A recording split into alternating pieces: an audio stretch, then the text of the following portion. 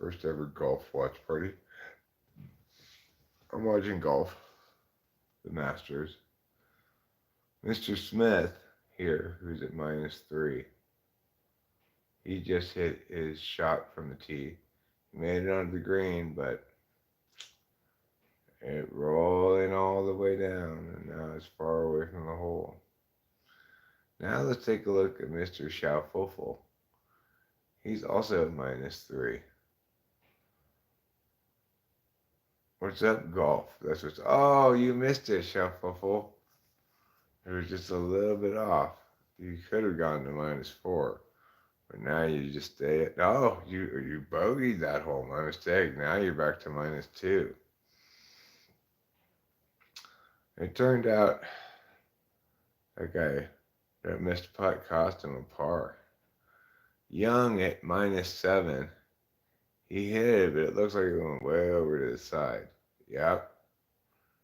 It's over in the trees. It's like past where the spectators are. They're going to scramble to go find it. They want to be like, I found the ball. I found it. Now Mr. Hovland is putting. He's at 6 under. He's putting for par. He got it. It was a short putt. He was mostly a gimme. But he putted it with aplomb.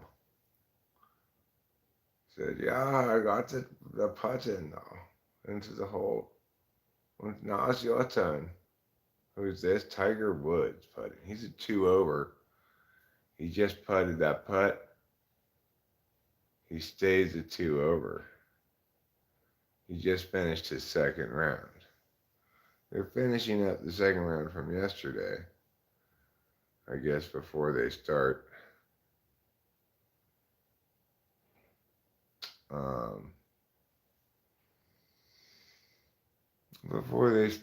round 3, even though it's currently Saturday.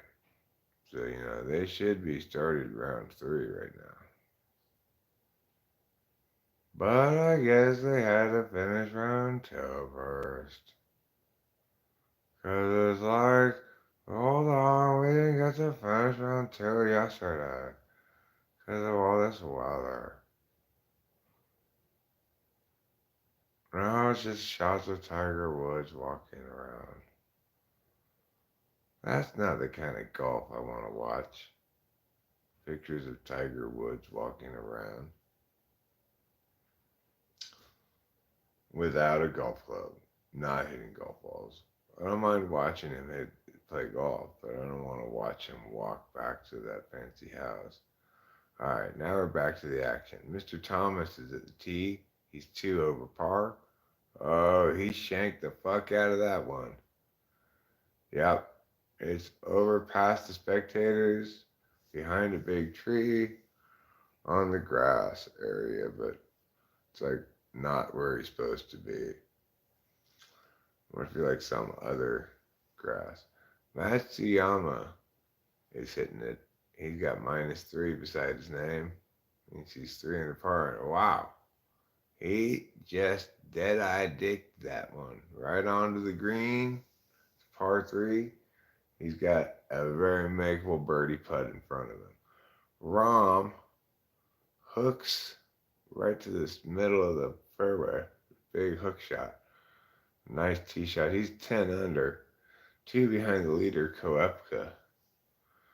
Now this is Mr. M, in 46th place at 2 over.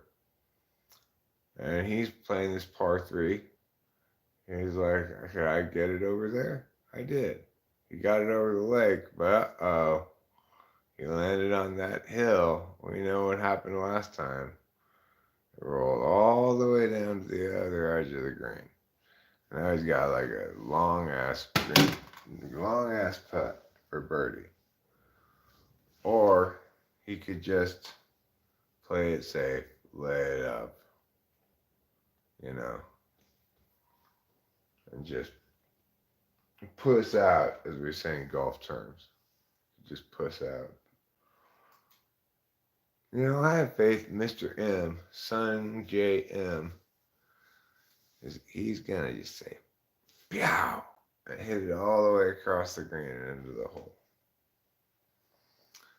So let's see what happens. You, of course, can't watch the golf with me because that would be me trying to live stream ESPN's feed. So I'd get in trouble for that, I'm sure. But I'll describe the action to you in vivid detail.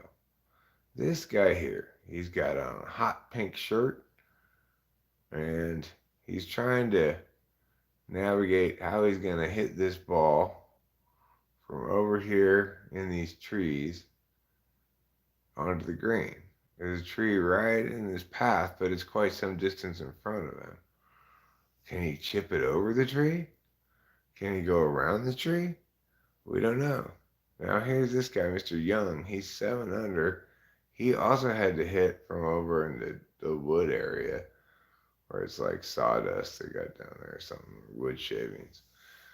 But he didn't seem especially disappointed with that shot. He hit it over a little hill, so I couldn't see where it was going. Okay, now here comes Hot Pink Shirt. Hot Pink Shirt is also known as Thomas. He's 2 over. And he's got to get the ball, I guess it's somewhere over there. I was looking at the wrong flag. Well, he hit it quite some distance. And he got it within easy chipping distance of the green, which is pretty good, considering he was out in the woods. Okay, here comes Mr. Smith now at 3 under. He's got a long-ass a birdie putt on that hole. Oh, so close. It was just a little bit too much to the left.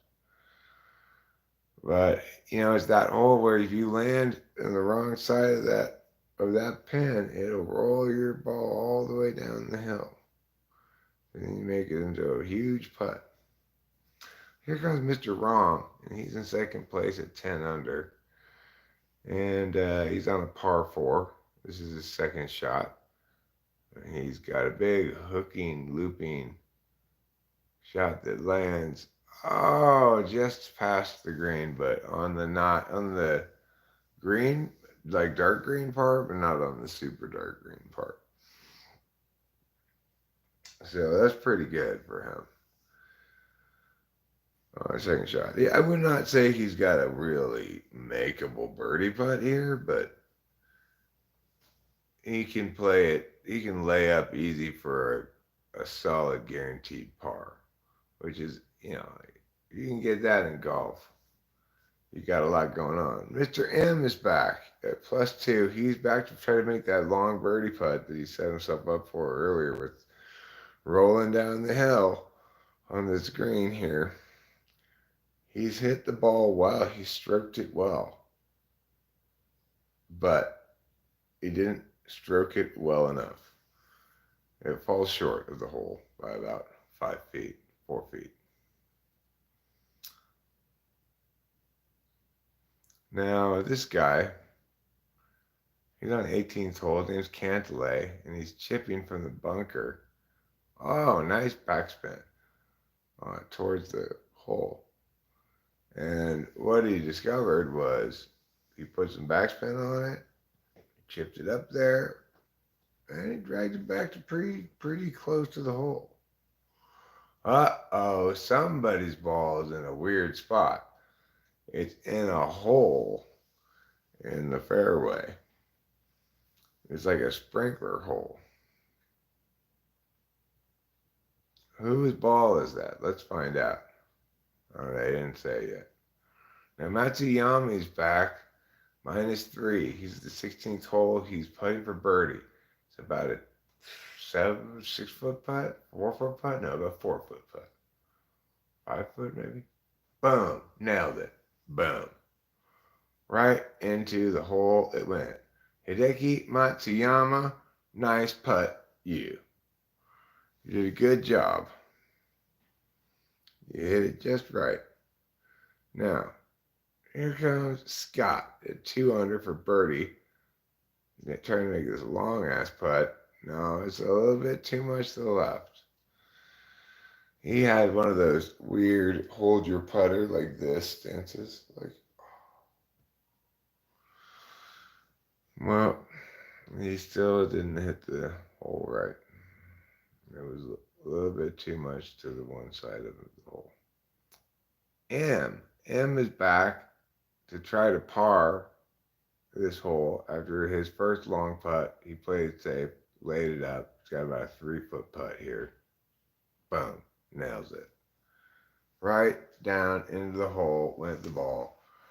He salvaged par, and he's walking on to the 17th hole now, feeling like, okay, I parred that hole, that's fine. Now, Mr. Young, it's his second shot on the 17th hole. It's par 4.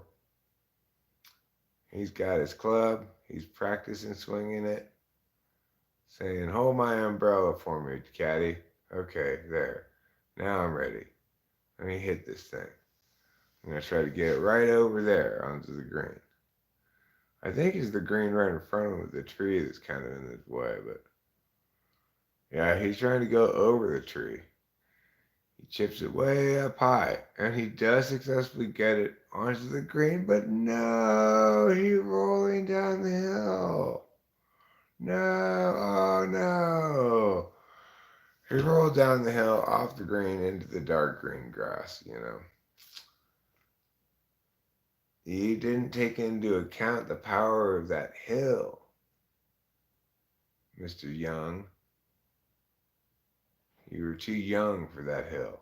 Mr. Thomas, at 2 over, he's chipping onto the green. This looks like his third shot of 4. So now, you know, he's got a long putt. If he makes it, he'll salvage par. If he misses it, he'll drop a stroke. Dropping strokes is not your ideal outcome if you're in golf, if you're a professional golfer. You don't want to drop strokes. You want strokes to drop you. Cantillate 2 under. His caddy's holding the umbrella. Okay, now move away. Now the caddy's gone. He's lining up about a 4-foot putt here. Boom. Nails it. I thought it might lip out, went on the left side of the hole, but good enough for par. Salvages par, finishes his second round at 2 under.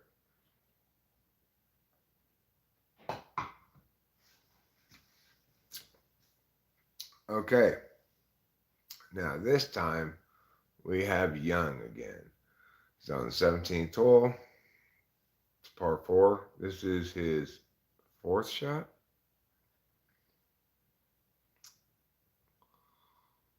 Well, Young, you'll be lucky to salvage a bogey on this one, my friend. You're going to drop because you got a long putt still to make. Pretty long putt. Good 6-footer, 6 or 7-footer. Oh, Smith is on 17. It's a par 4. This is a shot from tee. He's 3 under. Looks like a nice straight drive right down the middle of the old fairway. And I think he'll be pleased with that outcome. I think he'll walk away from that tee saying, good job, self. I hit it right down the middle. Now this guy. This is Rahm. He's 10 under. He's in second place behind Koepka. He's on the 16th hole right now. He's looking at it. He's lining it up. He's got his arms ready to go. Doing some practice swings. Making his feet all close together and his knees all close together like he's constipated looking. Now he spreads them apart a little bit. He hits it up the hill and bam! In the hole. Wow, that was quite a difficult putt because that was off from the rough onto the green, up the hill, into the hole.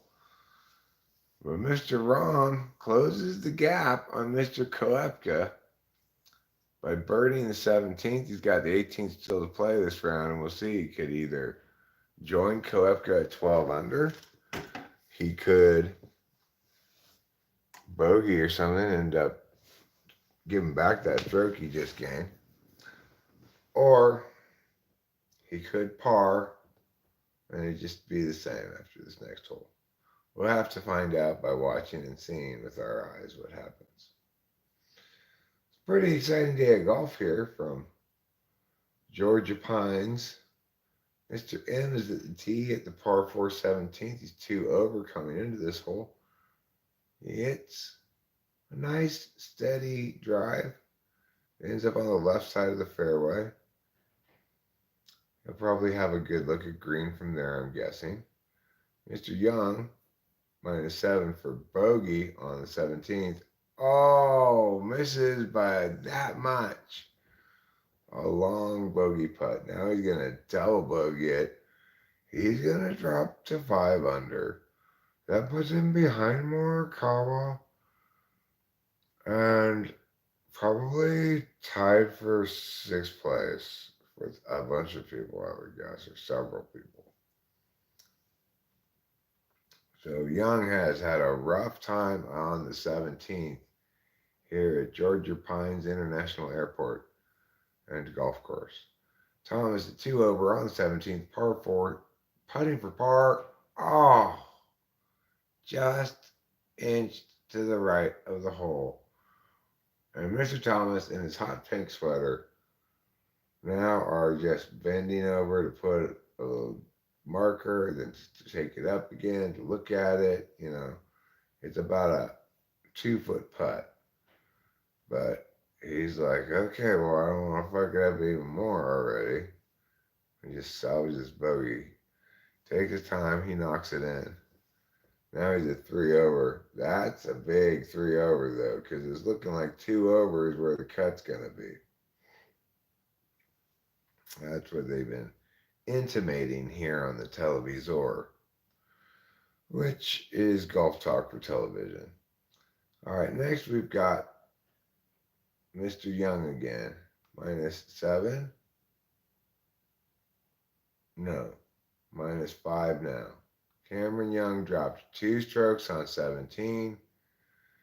And he's not feeling that great right now, but he still is going to make the cut.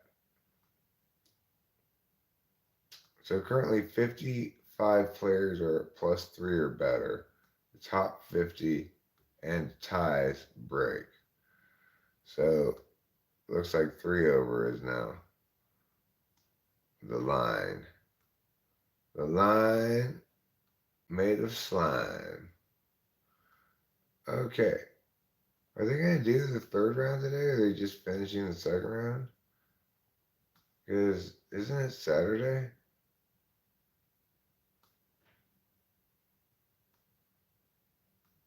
I think it's Saturday. I'm not in charge of days of the week, but that's what I'm thinking. Currently, still in the 2nd round, but finishing it clearly. You've got Rahm on the 17th. You've got Cameron Young on the 17th. You've got Cameron Smith on the 16th. It looks like that's the latest ones, the 16th hole, you know, the earliest ones, I mean. So I don't know how long it's going to take for them to finish this round 2 up, but I'm curious if they're going to start round 3 right away. Yeah, Sung J M is on the 16th. There's only a couple groups left, on the 17th and the 16th. Rory McIlroy, 5 over par. Looks like he's going to be missing the cut.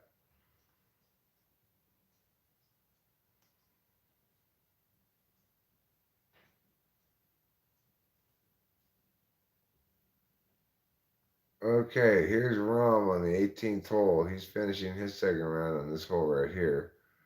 Currently 11 under. And this hole is what kind of par? There's a whole lot of umbrella holding and a lot of golf club wiping and oh no, it's raining stuff. It's raining pretty good. I'm surprised they haven't called it for weather, but I guess they called it yesterday for weather. You could do it. Rain doesn't hurt you. You're fine. Just hit the ball. He's at the tee. It looks like it's probably a par 4 because I can't see the flag from here.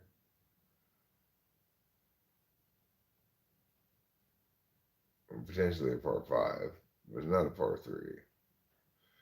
No way, because he just ended up in the fairway, like towards the left-hand side. All right, so it's probably par 5. The 17th, and that's a par 4. That's his second shot. And where did it go? I don't see it. Does anybody see it? Is there anybody out here? Hello, hello, hello. I don't know if they know where his ball is. I think it's lost. Okay, now, here's this guy. This is Thomas. He's on the 18th. Now, the 18th is a par 4, 465 yards. He pyows it off of the tee with his most vigorous pyow. And he made it up that little hill. So good for him. You want to get up that little hill if you want a good shot in the golf tournament. On that hole, I mean. Where's my cord? Where's my charging cable?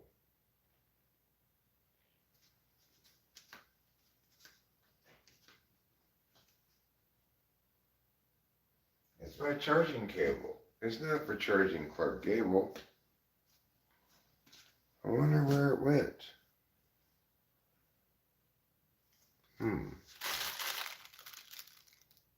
Well, there's another golf shot.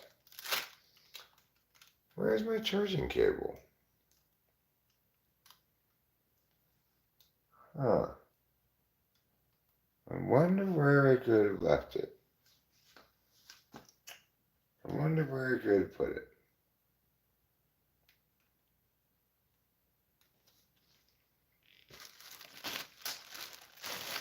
Oh, Eric. You're the king of losing things.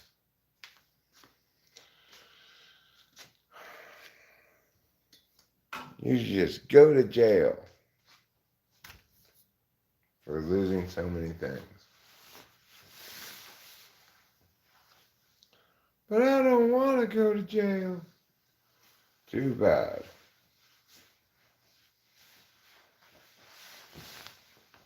You're going to the persons who lose things jail. Okay, I've got this.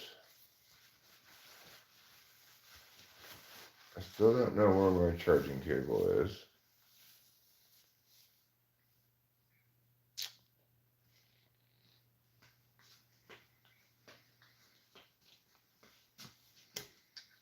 But I'm still prepared to go outside.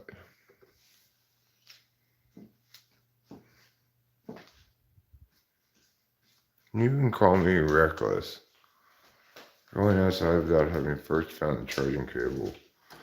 I mean, I get it. If the boot fits, you know. But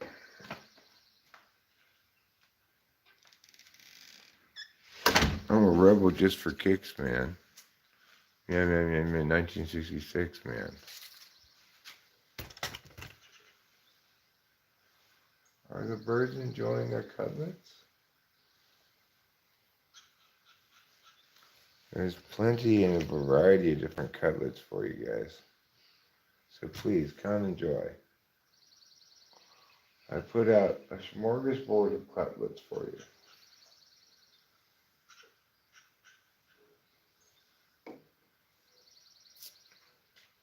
Okay, so getting back to the golf. I was like green on 18. Sure enough, there we see Mr. M again. It's 2 over, so it's par 4, That's a great, it would be a fantastic second shot. Good shot, good chance for birdie. Or a good third shot, good chance to get par. I don't know if it was a second or a third shot. Now let's look over at the work of Mr. Matsuyama. Mr. Matsuyama is -4. So he's doing pretty well. Oh, that was a beautiful chip. He chipped that right next to the hole. It was just like, bam, just be like 2 inches away from the hole. And it was. It just makes you think, well, if you just aimed it 2 more inches that way, you would have got it in the hole. This super gimme putty just walked right up and just was like tap.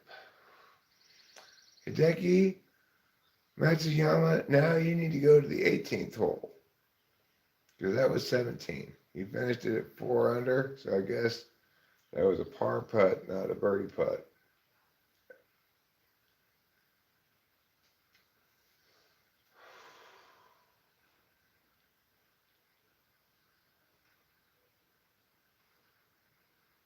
I heard some weird sounds earlier this morning from the top of that hill over there.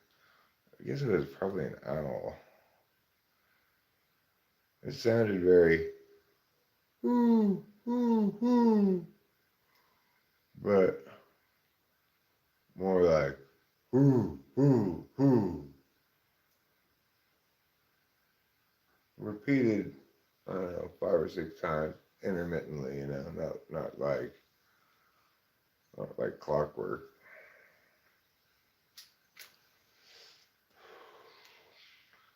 Couldn't quite, sounds strange. I couldn't peg the animal exactly. Okay, Smith, who's 3 under at 16, just had a nice little chip to get it close to the hole, but I'm not sure if that was his approach or what. Rahm is now hitting his second shot on the par 4, 18th. From the fairway, he's got a nice curving hooking shot. There's bouncing. Oh no, it didn't quite get up to the green. It's on the rough, just on the outside part of the green. He hit it a little bit harder and a little bit more this way. But, that's why he's only in second place. He'll be lucky to salvage a par there. Well, he's got a very salvageable par, but he'd have to be very lucky to get a birdie.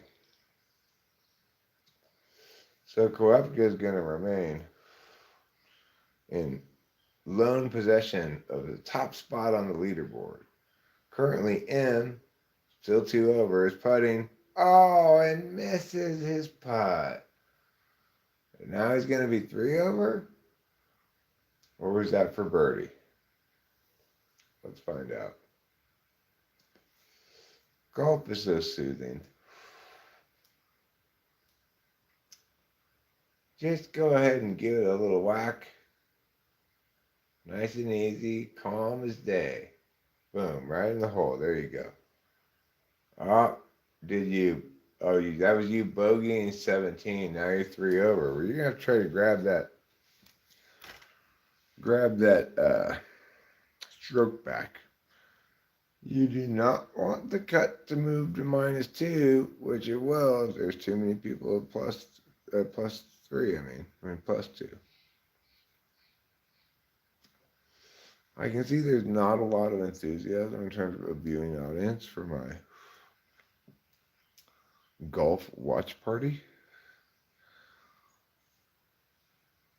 You might think, well, golf's boring enough to watch by myself. Why would I want to watch it with somebody else? It just doubles the boredom. But you'd be wrong, because that's not how the mathematics of boredom work. Oh, yeah. It's a whole cutless smorgasbord for you little birds. You got your sunflower seeds. You got nuts, berries, everything you little birds want, and a smorgasbord of cutlets is right there, all for you, just waiting.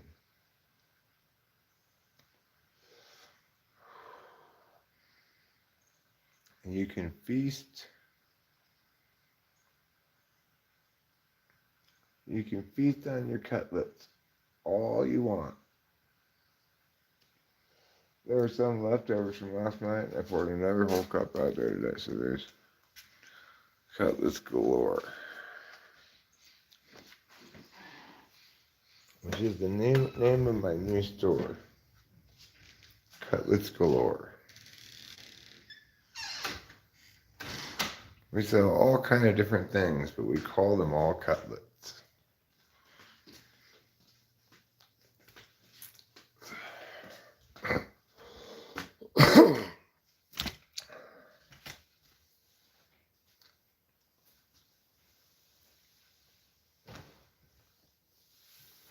If you believe in the magic of cutlets, nothing is impossible. Okay, here's Mr. Matsuyama on the 18th. It's his first shot on this par 4. He's at the tee. He lets a little fart loose. He's okay, that's better. He lines it up. So they're going to hit it with the top of this pole. And he swings in. Hit! Pow! He looks like, not too bad. You know, it's on the fairway. He should have a good look at the green. His caddy is nodding approvingly. So, you know, maybe Matsuyama can claw back a stroke from the leaders. And this is final hole of round 2. Meanwhile, Thomas at 3 over just chipped onto the green and it straight up died. Well short of the hole, it did not roll at all. So I think he was a little disappointed in that. I think I can't really read. I need to get my glasses on. Then I'll be able to read your chats. I can't read them on the TV screen because I'm watching golf on the TV screen. All right, Mr. Smith, it's his first shot on the 18th hole, par 4. He's at -3 currently. He's lining it up. He's looking at it. Let me see, he says. Gets a little wiggle in his tush. All right, I think I can do this. I'm going to take my club, pull back, whap. He hits the ball. Uh-oh. Yep. Looks like Mr. Smith ended up in the trees. Like when he's just the right angle so the energy doesn't get absorbed by the ground. Oh, you're talking about golf. Well, it's wet out. It's raining right now. Rahm is chipping from the edge of the green at 11 under. Puts a lot of pop in it. And it still falls well short of the hole. And now, oh no, it's rolling down the hill. Oh no. It's rolling all the way down the hill. Now he's got a putt that's like the same distance as that long one he just attempted. M now taking his first shot at the 18th at 3 over now. Remember, he gave up a stroke on 17 when he bogeyed that hole. He's just barely in the dark part of the grass at the edge of the fairway, so he's basically on the fairway. Players on the cut line. If both Justin Thomas and Sungjae M birdie 18, the cut line will move to 2 over, and Tiger Woods will not make the cut. He has 3 over. So, let's see. I'll tell you who is making the cut. An impressive amateur that's at the top of everybody's storyboard, Mr. Bennett. He's 8 under after 2 rounds. He's got an A next to his name. Okay. Now it's time for Mr. Rahm to try his 4th shot on the 18th. Another long putt. This time he's going to use a putter, though. It's not from beyond the edge of the green. So he's not going to chip it. No, he still looks like he's going to use a chipper. It's not that long of a putt. I mean, it's about 30 feet, probably. It's a pretty long putt. But, I mean, you should still use your putter. You're going to chip it on the green? Well, I guess he was using a putter. Ah, you're going to bogey that hole, Rom. Now you got to bogey it. And you're going to drop to 10 under. You're 2 behind Koepka. So, you're going to have to do some work on 18 if you want to get back to 1 behind him. Assuming you make that bogey putt. And that's a gimme-ish putt, but not a super gimme. It's like 3 feet. Okay, now, Mr. Young, who, as we recall in an earlier episode of this conversation, lost 2 strokes on the 17th hole. Just left a putt well short on 18. Oh, you need to hit that a lot harder. He's looking like, oh, I did a shitty job with that. Fade to commercial. Fade to, what is this? there's, we're back to seeing things again. All right. They're showing the storm radar. They're showing some storm cells coming through. But hey, it's looking like it's going to be moved through in a little while. I guess they're saying maybe they'll get the third round off today. I don't know. Thomas now, at 3 over, has got a rather long putt here. I think to salvage par. Or it could be for birdie. Let's see. What are you going to do? You're on 17. You're looking at this putt. You're chatting with your caddy.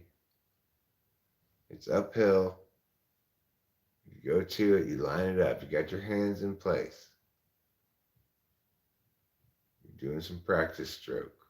Right there. Just nice and easy. Just put it right there. Up the hill. Up it goes. Give it a little tappity tap. Oh! Just to the right of the hole. And that means he bogeys 18. That puts him at 4 over. He misses the cut. Ouch. That's gotta hurt. Bogeying 18 to just miss the cut. Wow. That is not a happy man. Mr. Thomas, no. He's shaking his head no. How did I fuck that up? Oh my God. He's lowering his head and going like, oh jeez. Well, let's see if Mr. Young can salvage a par on 18, stay at 5 under with a fairly long putt, which he nails. It's a good 5-6 foot putt. And Cameron Young, congratulations. Despite your double bogey on 17, which I'm sure made you say, ouch. You finished at 5 under on the day total for the 2 rounds. That's pretty good. Now, Rom, you got to hit this 2.5 foot bogey putt, or else you're going to go down to -9. Boom. Hits it. Cool as the proverbial cucumber. Nevertheless, he drops to 10 under, 2 behind the leader, Koepka, who has 67 for the day, for a second round.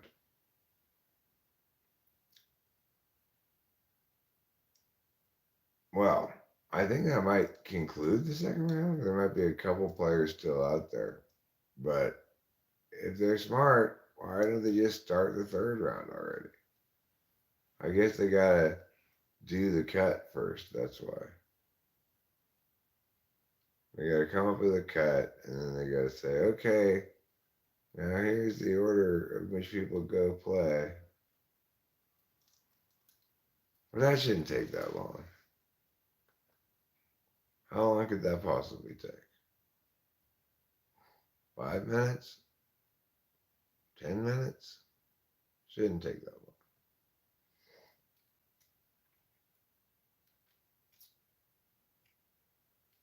It should take less long than getting breakfast at Jack in the Box, which admittedly takes a very long time. IBM wants me to create, but I'm faced with a conundrum because AT&T wants me to connect. So I don't know what I should do. Should I create or should I connect? You can't do both. It's not possible.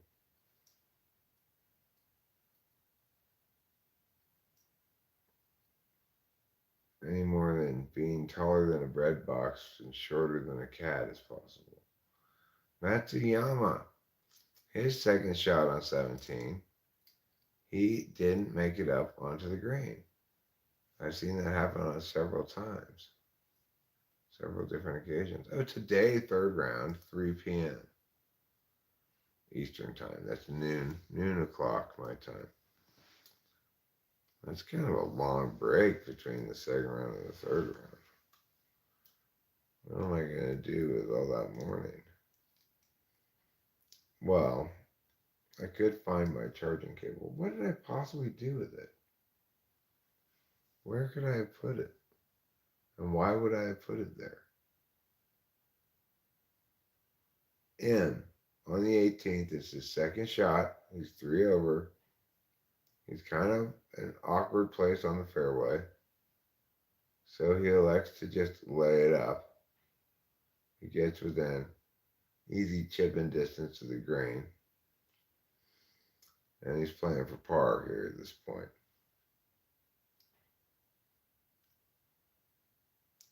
Next, we've got, oh, there's a rules analyst standing around. This gentleman's ball is landed in a mud puddle, and he's been awarded a drop. So he's dropped it right there. And now he's going to hit it. I don't know if that was a drop that cost him a stroke or not. It seemed like because it fell in this mud puddle that wouldn't normally be there if it wasn't raining, they just said, no, you get to have that one for free or something. But I'm not sure. They say this is his third shot.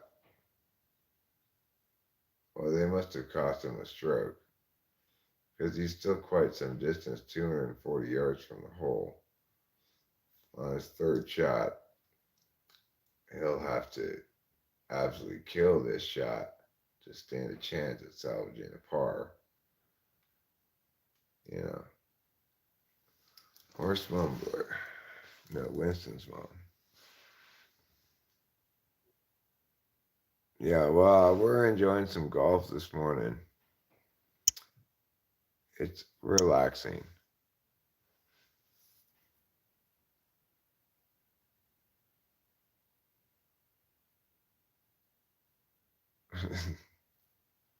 We just watched that movie. Interestingly enough.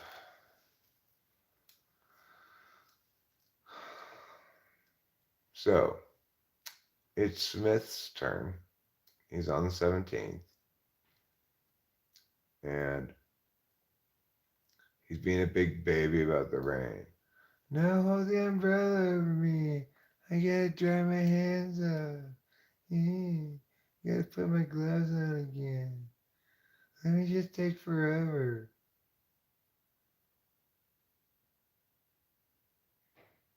I don't want anything to be wet. Just stop being a baby and hit your ball. Okay, so Smith is lined up. He's got his mustache. He's got his drop. He's got 240 yards to the green. And it's his third shot already. So things are not going well here on 17 for Mr. Smith. But he's still 3 under. He can still salvage a par here. He just needs to really nail this one and land it right on the green next to the pole. Pew! He takes a big whack at it. He pews it, and it goes, oh no! It's on the other side of the bunker. He didn't land in the bunker, which is good, I guess. But he's so short of the green that there's a bunker between him and the green. He could chip onto that green, I'm sure, great, no problem. But that puts him already at a bogey because he's not going to chip it straight into the hole from way back there. So that's going to drop him to like -4. And, you know, I just want these golfers to stop being babies about the weather and just get out there and play your golf. I don't care if there's lightning. A little lightning never hurt anybody. Just play your golf. Should be like football. Play it in any weather.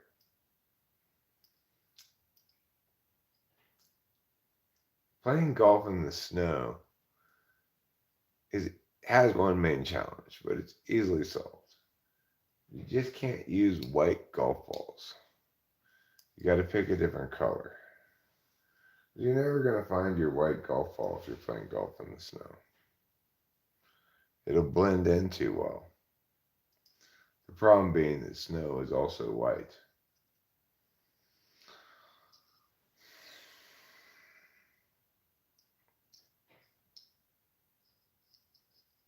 They should play golf even if it's a Category 5 hurricane. That'd be some exciting golf. That'd be unpredictable golf.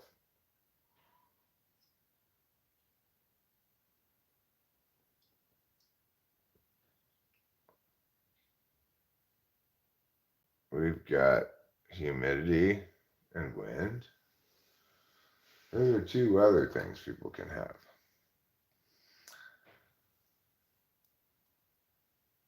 M +3, 17th hole. He's going to try to get it up onto the green near the pole. He's in a bad spot. He's on the other side of the bunker. The pole's like right at the top of the bunker. Not an easy place to put. No good place to put it. Oh, but oh no, wait, stop. Oh, wait, stop. He did a pretty good job. He's got himself about a 5-foot putt. He put a lot of backspin on that and it rolled back to approximately where he wanted it. And he's going to need to make this putt.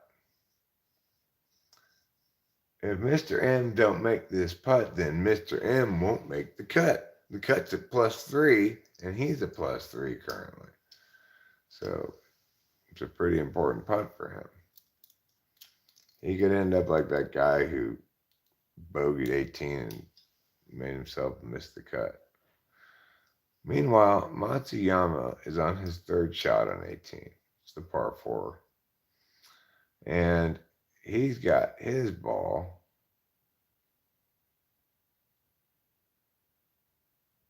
where? Well, he's back behind the bunker on 18. It's not such a bad spot as if it is on 17. He can just chip that right up onto the green. Oh no, it's the same place. It is the same place. From this angle, it looks bad. From the other angle, it looks pretty good. You just chip that right up there. Pew. Oh, you got even better than the other guy, but pretty close to the same. So that's pretty good, Natsuyama. We'll see how you finish out the hole. I'm pretty pleased with your performance. You're doing a pretty good job. Now, who's this guy? This is Matsuyama. Wait, that's not where you ended up. Who was that last person's shot I was talking about? You're way over there. Okay, so you were best off coming in. You hitting it from a different spot. Well, that you ended up in the same spot as the other two guys, basically. Same distance, coming from the other side of the hole. They all ended up with about a 4 or 5 foot putt. Most consecutive cuts made. Tiger Woods, 23. If he makes the cut today, well, I guess he did.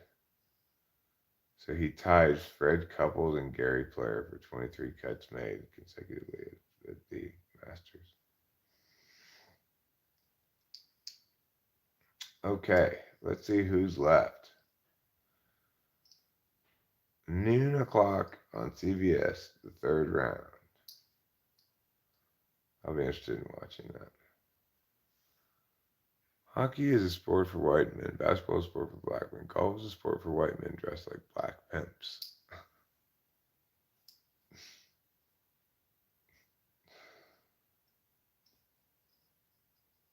Golf is a sport for anybody, okay? Matsuyama is currently 4 under on 17.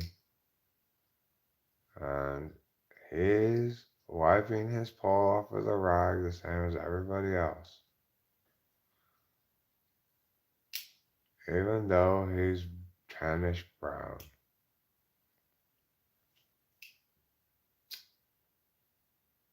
Because that's another problem with golfing in the snow. You not only lose the white balls, you lose the white men.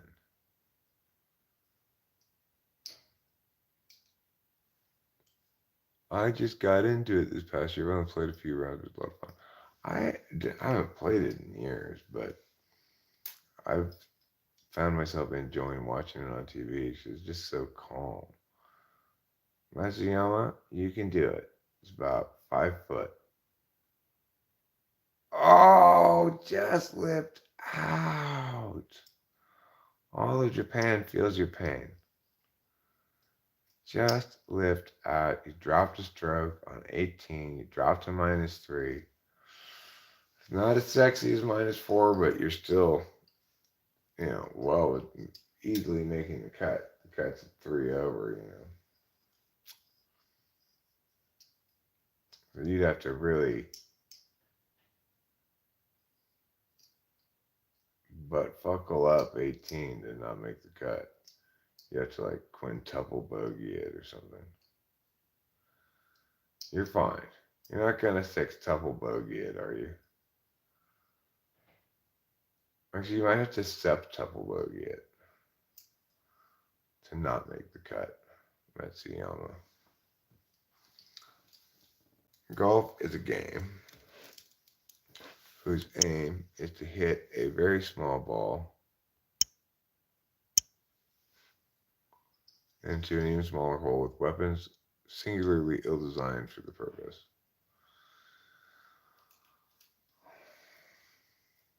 I think the implements are designed for the purpose well enough.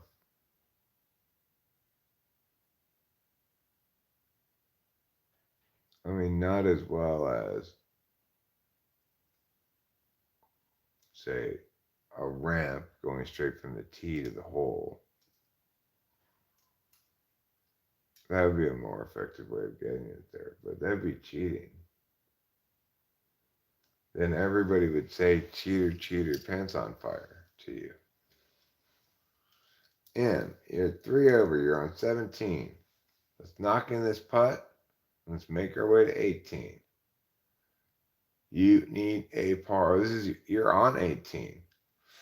You need to make this par to make the cut. If you miss it, if you miss this putt, you will miss the cut, Mr. M. Boom, you nailed it. You made the cut, you get to play on the weekend. Good job, Sung J M. You just Sung J M'd your way into the third round.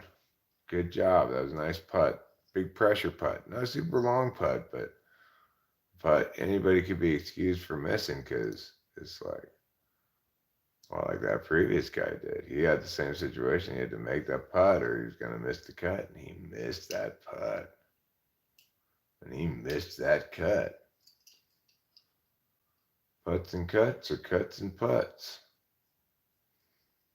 If you don't like that, then you're just butts. Looks like all the golf is done now. Is there nobody else left on the course? Yeah, it looks like it's over. Okay. Well, we got in decent amount of time. About an hour's worth of golf watch party before the golf went away. Isn't that gone forever? But 4 hours from now is a long time from now. It's a long time to wait for more golf. They should just hurry it along. There's no reason to be like that. All slow about it. All right, well, the golf watch party will turn into a basketball watch party. Oh, I better mute this, though. The Phoenix Suns are playing the Los Angeles Lakers. I'm a Lakers fan. Naturally, I can't help but be a Lakers fan. I was born and raised a Lakers fan to the inimitable basketball callings of Chick Hearn, the greatest basketball announcer of all time. And, I don't say that about Vince Scully. I don't think he's the greatest baseball announcer of all time. I think he was fine. He was good. He was down home folksy. He was an ISFJ, He did his thing. But he wasn't the best baseball announcer of all time or anything. He was kind of bland in some ways. Chick Hearn was the best basketball announcer of all time. He was so good. He invented so many things that people use when they're announcing basketball now. When he was at his best, when he was calling games, it's like piggity, piggity, pow. He's so good.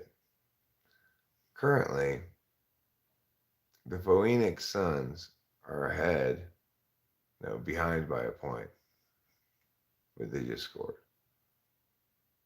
The Los Angeles Lakers just made an ill-advised pass. It was stolen by the Suns. Here they come. Shooting, scoring again. Now the Suns have the lead. Well, can this new-look Lakers team prove the Lakers that can win a championship? LeBron James just hit a three-point basket.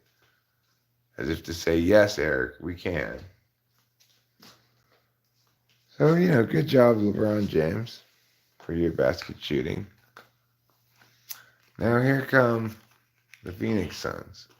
Number 15 is driving the lane. He gets blocked, so blocked by, I think, Anthony Davis is his name. LeBron had a terrible pass to that number 15 guy. And then LeBron's kind of looking like, you should have got that pass, but that was a terrible pass, LeBron. You know that. You know better than that. Give me golf clubs, fresh air, and a beautiful partner, and you can keep the golf clubs in fresh air.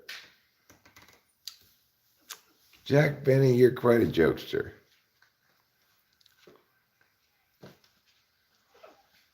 I wouldn't be going golfing then.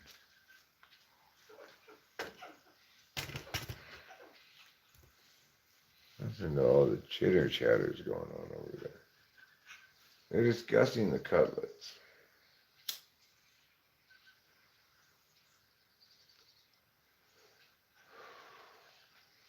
I wonder where my charging cable went.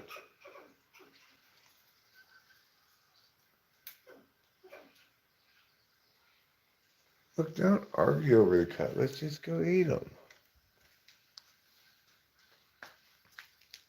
They're there for you guys to eat.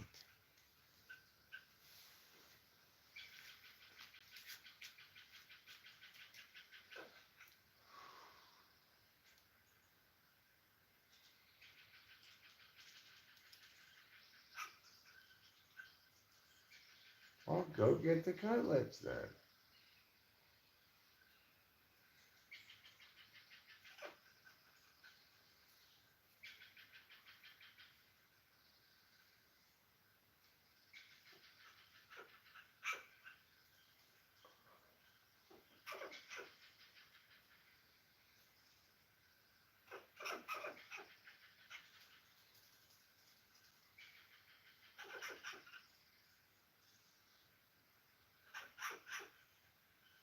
What is he arguing about?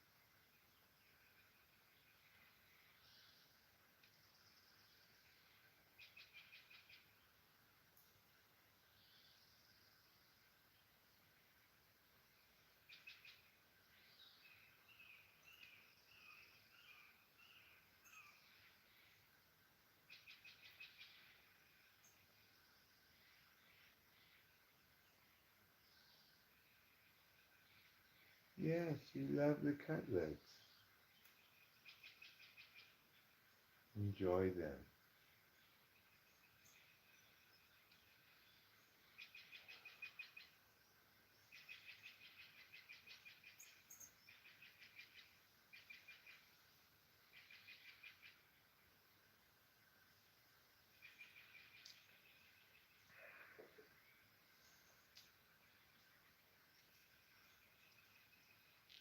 That's my little cutlet lover.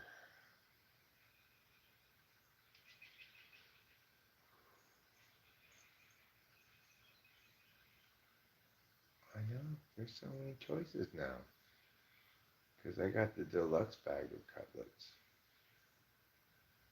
It's got fruits, it's got nuts, it's got seeds. Everything a modern squirrel wants.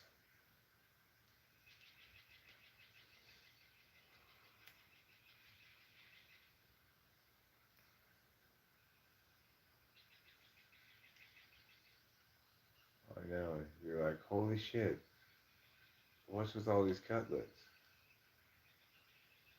Well, it's your lucky day.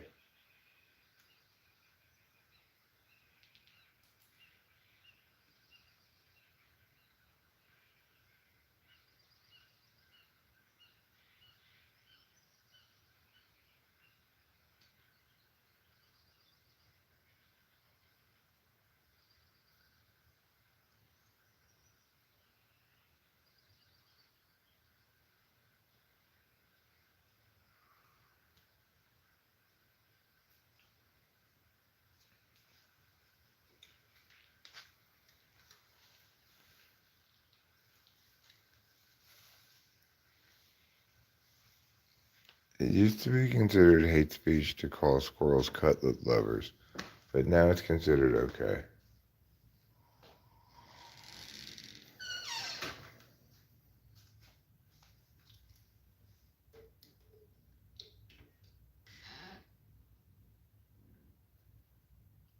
Well, go on.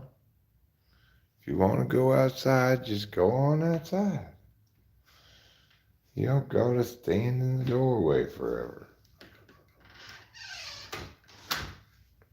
Oh, the squirrel doesn't like the appearance of the cat outside. Squirrel's like, hey, that's a predator. Because squirrels know. Squirrels are among the most knowledgeable of woodland rodents. I have no idea where my charging cable is. I'm going to need to charge this phone very soon. Alright, well, run out of electricity. So I've got to find it.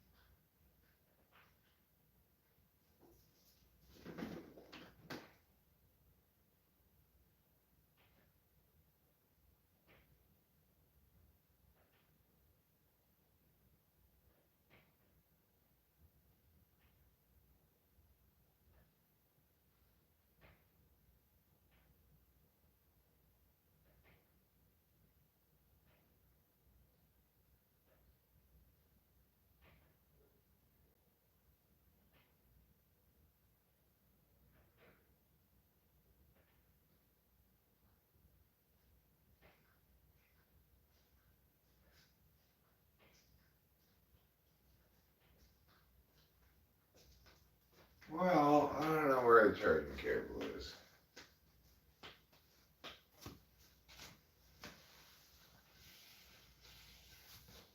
You'd think it would be around here somewhere. But it's not. Well,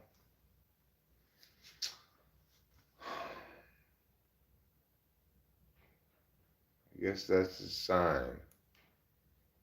Sign that you streamed enough, Eric. You streamed this crazy mushroom stream last night. You already streamed the golf. It's over now. You may just have to end the stream and go to bed like a regular human being. End the stream and go to bed. Yeah. But you can't find your charging cable, so now you kind of have to. Well, where could I have put it? I don't know. Nobody knows the answer to that question. Least of all you. You've looked several places. So, can't live stream without electricity.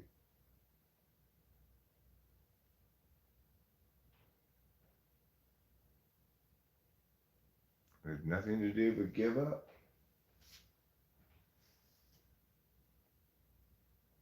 I suppose I could look around more for a charging cable. That effort's likely to be futile. It fell into the void of never space, where things like charging cables disappear forever. Zion Williamson will not return for playing game. The Pelicans defeated the Knicks 113 to 105. The Mavericks were eliminated from postseason when they lost to the Bulls. So, get over it, Dallas fans. Get over it. Deal with it. What you guys need to do is deal with it. They were way over the over.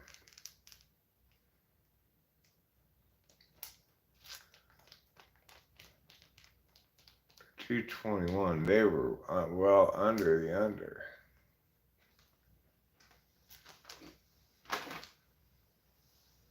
Guess you never know what you're going to get on a Major League Basketball team. Phoenix Suns know what they're going to get right now. A shot from their guard. Bam! Jump shot city. Right down the hoop shot hole. Now number 15, this new guy the Lakers have who's a sharpshooter. He comes down and he pops a jump shot too. He's pretty good. Number 11 for the Suns. Oh, number 15, he fouled him. He fouled that guy. Carl's cam is showing him pop up that jumper there. Good job, number 15. Okay. Reeves, is that his name? Appears to be Reeves. If I get a better shot of the back of his jersey, I'll clarify that for you. Missed jumper by the Suns, rebounded by the Lakers. Ball is put into the hands of number 7, then back to number 5. Then kicked out to a three-point shooter and back makes his way to number 5. He attempts a three-point shot, but it's long. Goes up the back of the rim. Number 38 for the Suns. He's dribbling, he's a driving, he's in the lane. Oh, that's a travel. Come on now. That is a travel. He totally changed his pivot foot. That was a travel. But they did not call it, so it wasn't officially a travel. Number 15 for the Lakers hands it off to number 18, the 35, but gets it back. And he shoots the jump shot to close the gap to 3 points. The Suns are still ahead by 3 points, closing in on the end of the first quarter. 30-27, Phoenix Suns. Number 10 for the Suns also travels, doesn't get called for it.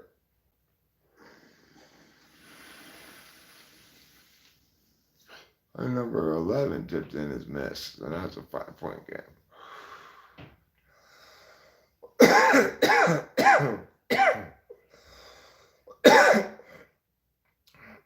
Lakers for 3, hits a 3 with 16 seconds left. It's a 2-point game, but Suns will have a shot, the last shot in the quarter. Number 38 gets deep into the lane, gets blocked, but it gets blocked back to him, and he puts it back in. Number 15 is now going to go for a last-second three-pointer. Oh, he's off balance. He missed it.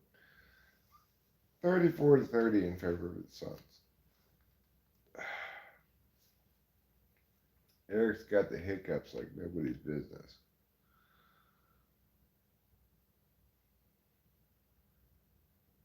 The West standings have the Lakers in 7th place. Clippers in 6th.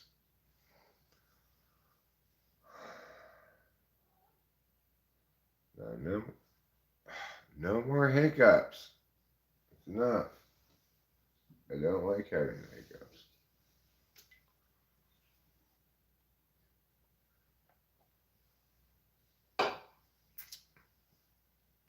Okay, can they stop showing these commercials with like people with one arm doing amazing things already? Yeah, it's amazing. That guy only has one arm, but he's still doing yoga.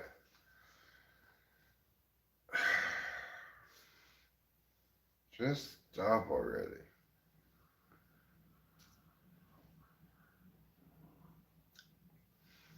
My hiccups also need to just stop already.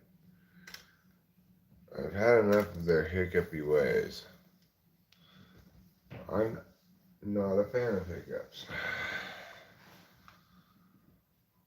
Hello, kitty. I haven't had a hiccups last this long in a long time. Normally I have like 3 or 4 hiccups.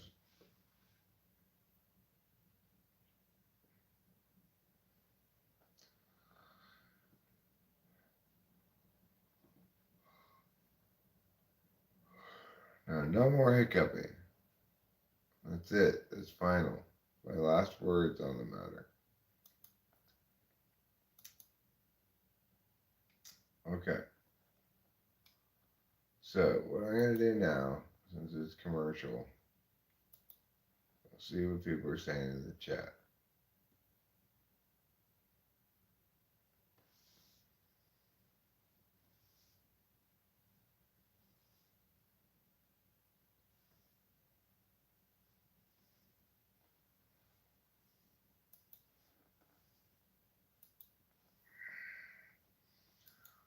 Oh, kitty for petting.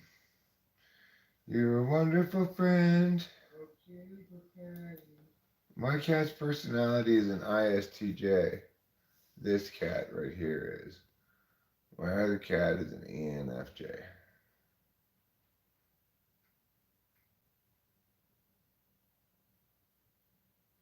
Oh, farm boy, not chef boy. In that case, use your knee hinges correctly on impact. Good advice, regardless of the context. Use your knee hinges correctly on impact is good advice.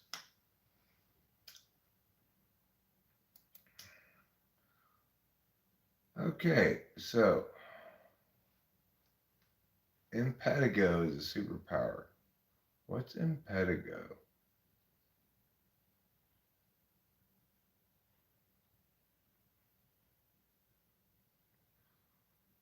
I don't know where the brick is. Rachel must have taken it upstairs. She might have taken my charging cable with her, but I don't know why she would. I probably just put it down someplace weird.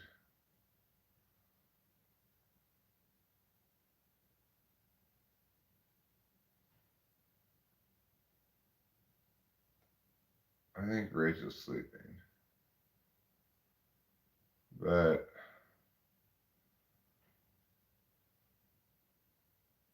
where does cutlet derive from? One day we were in the supermarket and Rachel said, "Don't forget to get cutlets." And I was like, "What are you talking about?" Turns out she was talking about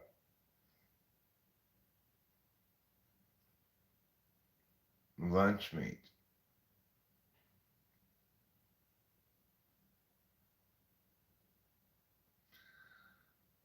Naturally, lunch meat is not really called cutlets, but it launched me on a pro cutlet arc. So there's lots of things now that are called cutlets. For example, your traditional cutlets are still called cutlets, but now lunch meat is also called cutlets, and seeds and berries are called woodland cutlets because they're for the woodland creatures.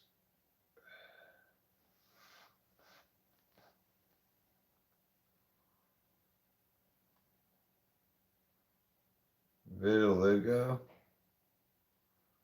vitiligo. Well, I don't want to get that disease. So, therefore, it sucks. That's the rules of the universe.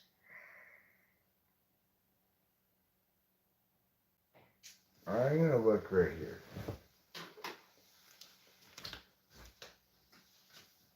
I already looked right there, but it's not right there.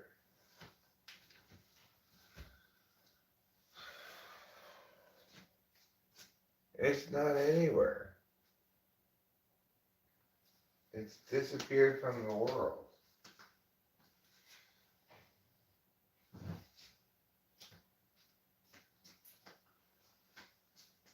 Well,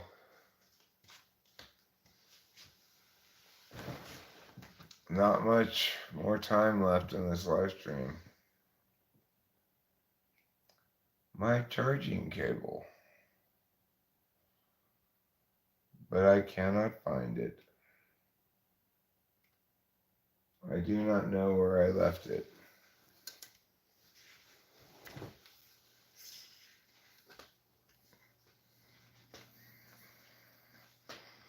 We could look in the kitchen. It's not in the kitchen. Why would it be in the kitchen? Does this fountain cable work to charge my thing? Let's see.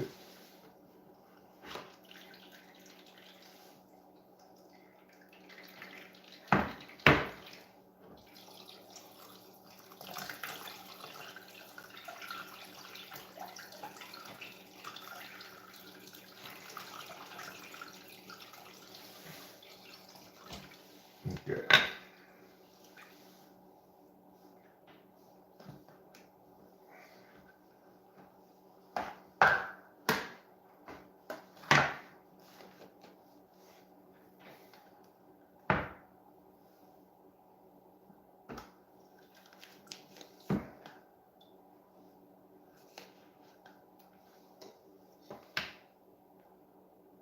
No, because it's attached to this thing. You can't charge anything else.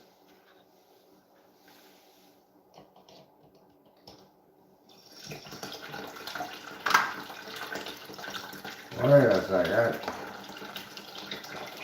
You're getting too ahead of yourself, Mr. Fountain. There. There you go, Tribble.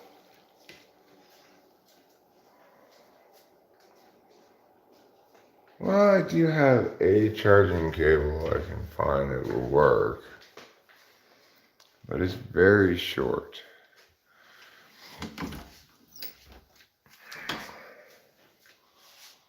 Alright.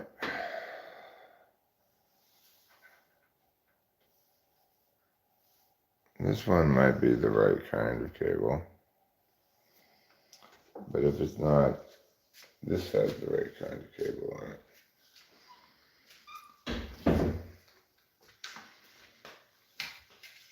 Okay. God. I can't believe I lost my cable.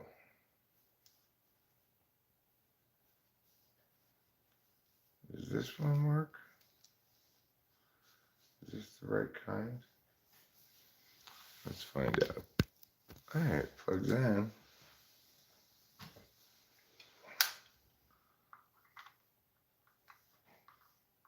Put that like, yeah. And then push this button. Yeah, it's charging. What do you know?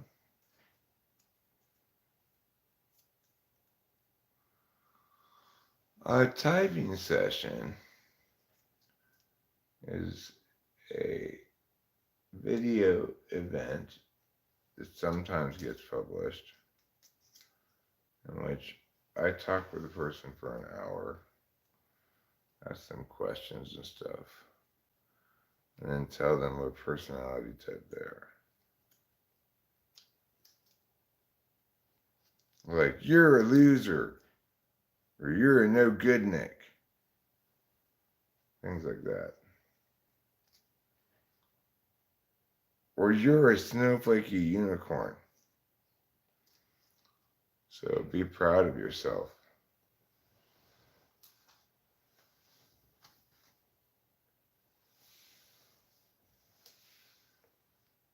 Me, I'm just an old-timey gold miner. Just a prospector who's gotten down on his luck because he hasn't found any gold ever.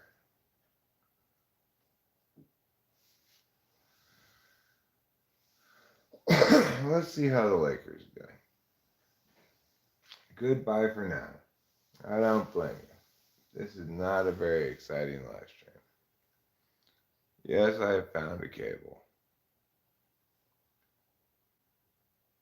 It's even the right cable. It works.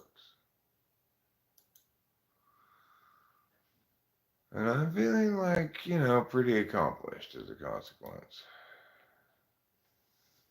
Like, I don't want to brag, but I found an alternate solution to my missing cable problem.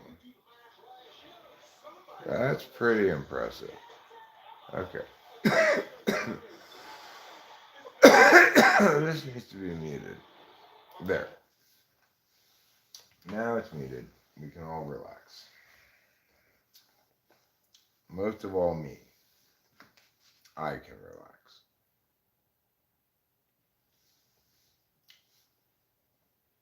Hi, Trouble. Yes, I know what an important kitty man you are. And I feel your fur so soft, near and far. You're sitting by my feet, saying this is neat. Austin Reeves is 5 of 7 with 3 assists, so yeah. Well, Mr. Reeves, you seem to be shooting the ball well. It's a 2-point game. Suns are up by 3 points now. Having made that free throw.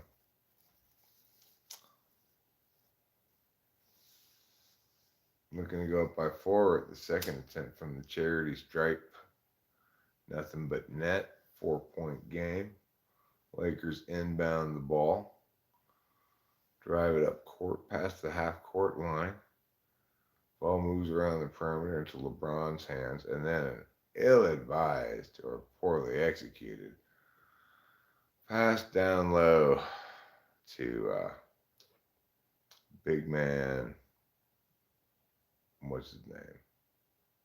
You know that big guy. I think Davis might be his last name.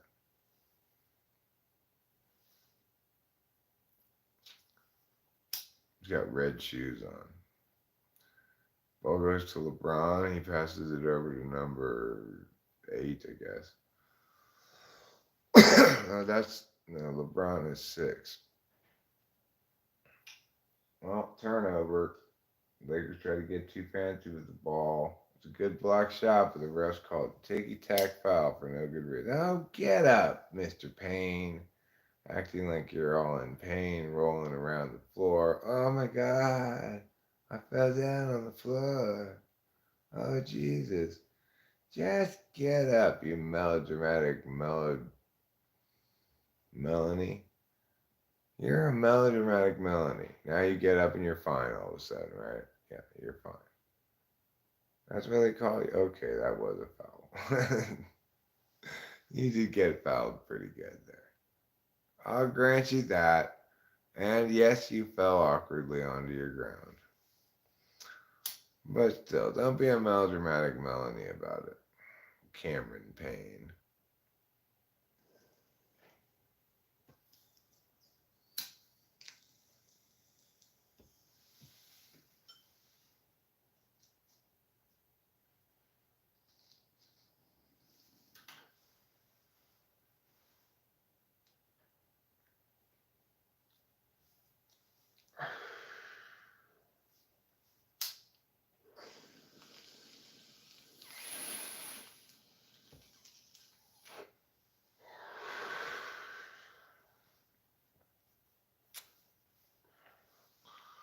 All right, well, now it's a 6-point game. The Suns are up.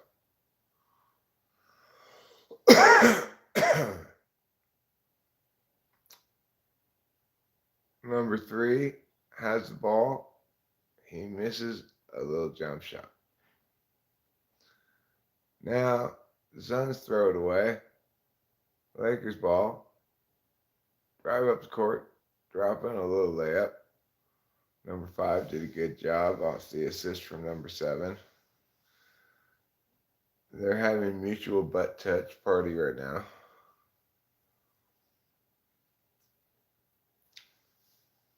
It's the way men communicate to each other that they're pleased with each other's performance. It's a mutual butt touch party. Malik Beasley, he's the one who scored the basket and apparently was fouled. Chance for a 3-point play here. He converts the opportunity. Lakers down by 3. As the second quarter winds down, 5 minutes or so left in the quarter. Number 15 for the Suns, trying to find an entryway into the lane. Gives up on that, pulls up a mid-range jumper and misses it. Rebounds to the Lakers. He was trying to get his number 5, but number 3 intercepted it. Still a teammate. Number 1 now. Dribble drive to the hole. Up high off the glass and in. Nice shot above some very tall hands reaching out to block it. Lakers have cut the lead to 1, but the Suns launch a three-pointer that just rolls out after threatening to go down on multiple occasions on several bounces. The big guy, Anthony Davis, I think his name is, he just was going to go slam it hard. But some little guy from the Suns, number 16, he decided he was going to stop him, foul him. But it turned out number 16 is the one who got hurt, and he's rolling on the floor, grabbing his knee like, oh, my knee is broke. Oh, my knee is broke. I think I tore my CLA, my BZD, and my GRQ. Tore them all. Well, number 18, you wanted to foul him so hard. You did. But then what happened? Then that knee got hurt. I didn't even see anything happen to it. Well, sometimes knees can be tricky. Knees are like the elbows of your legs. You know how tricky elbows can be. The rule is whenever you think you've gotten a good deal from an elbow, check your wallet.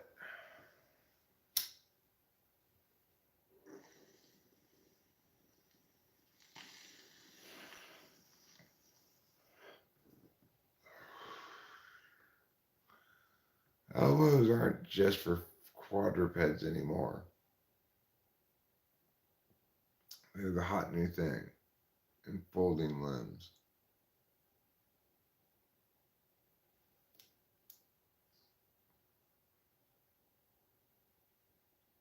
God damn.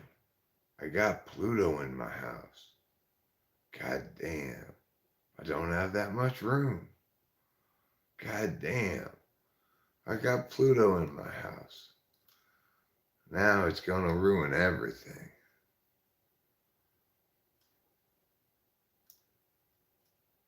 I don't care if you're a planet or just some space junk. You're still too big to fit in my house. Go back to outer space. Live in the void. Circle our sun, maybe, if you can't avoid its gravitational pull. But stop dropping by my house unannounced. Pluto.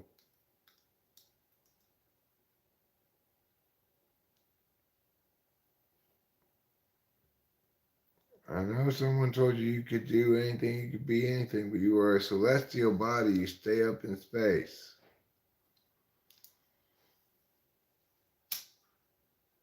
It's not just a matter of leaving your past behind or letting it go. Well, Mr. 18, the Suns, he is being helped off the court with multiple shoulder grabbings. So he's injured.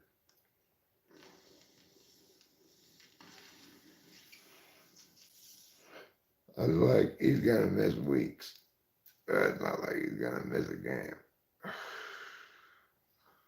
Hopefully the Suns don't need him for the playoffs. I don't know if they're even qualified to get into the playoffs or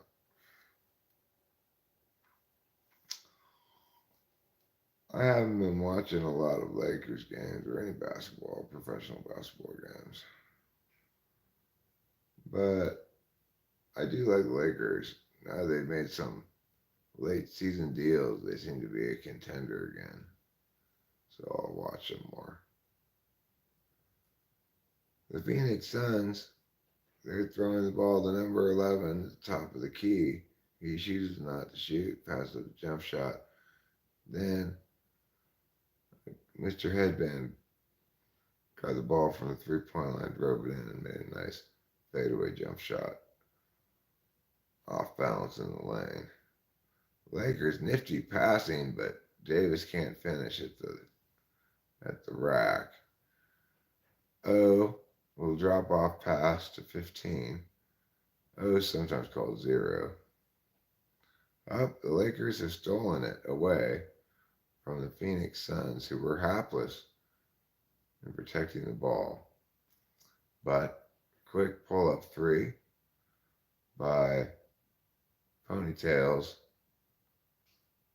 clanks off the back of the iron, and now the Suns hit a three, of course, in retaliation for the Lakers' poor shot selection.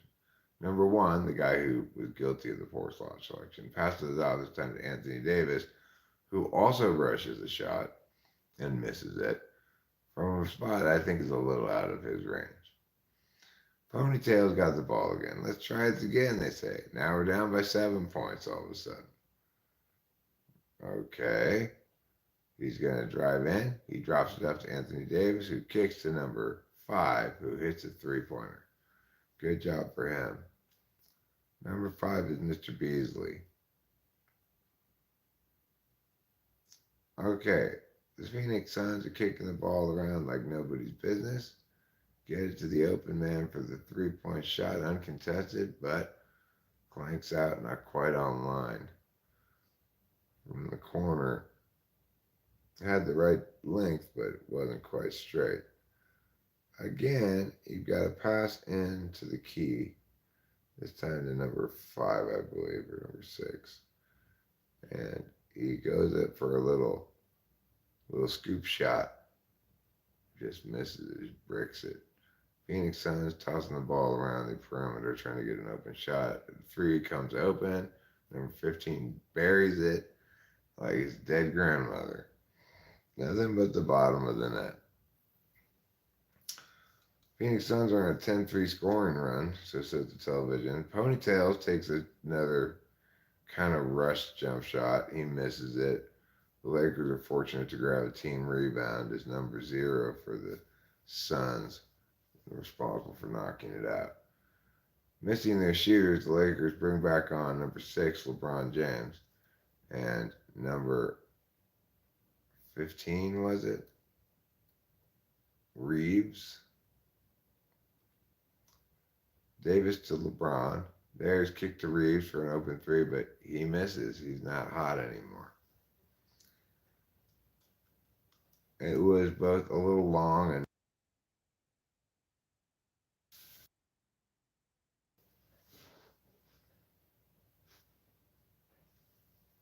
we're having a basketball watch party now because the golf is over. Lakers with a slam dunk to cut the deficit to 5. On a fast break, Phoenix Suns are coming back down the court. They're handing the ball off to that guy. He traveled. They finally called one of those travels. There's been several uncalled travels on the Suns. They called that one. Lakers are going to get the ball back with time ticking down in the first half. Just a minute something left, I believe. 55 seconds. And counting. Clock is ticking. LeBron takes it all the way himself and gets blocked, gets annihilated by Suns player number 0 or 10. I'm not sure what happened there with that one here on this end. Oh, number 10 with the epic block of LeBron. Just got all ball, and LeBron was like, what happened? You surprised me from behind. I wasn't expecting you. Then they got back down to this end, and the Suns, of course, get fouled. So now number 2 is at the line. He made his first free throw. It's a 6-point game. He's going to shoot his second free throw. 43 seconds left in the half. The Lakers will get the ball back here off the made free throw. It's a 7-point game. They're trying to push the pace. They got ponytails bringing it up as fast as you can. But now set the offense. Open three-pointer. Buried it. Number 5 did an excellent job of hitting that three-pointer. It was open, but it was long. It was a couple steps back from the three-point line in the NBA, which is deep. Suns, though, they got a chance to play for the last shot, but they rush it, actually. Oh, no, they didn't have a chance to play for the last shot. The shot clock was running down. Now the Lakers will have a chance to play for the last shot as the Suns missed that shot. LeBron throws it over to number 1, who takes a three-pointer and nails it with 1.2 seconds left. Now a one-point game again. 62-61, a heave at the end by the Suns, falls well short, and that brings us to halftime. Lakers trailing by a point, but showing plenty of fight. Good for them.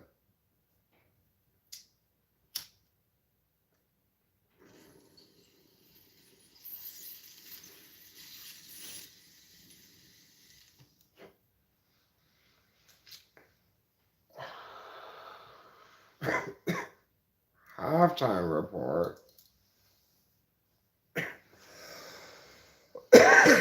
What is this recorded from last night? Can we skip the halftime, please? I am not wearing a bulky sweater, by the way. So you're telling me you're not an INFP? Is that what you're saying? It's good to know. I want to know more about your oatmeal choices, though, as well. Regarding oatmeal topping, I am allergic to oatmeal. However, I hold no grudge against oatmeal, nor its toppings, despite the fact. So consider me a poet.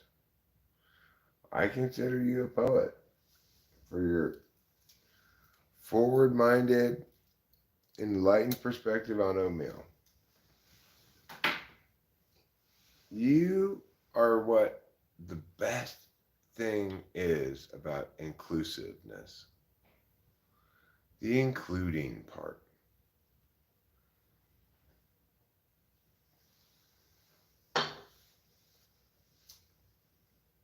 You don't diss oatmeal just because you don't eat it. I'm sure you're not actually allergic to oatmeal, because who's allergic to oatmeal? I've never heard anybody being allergic to oatmeal. You probably just don't like it.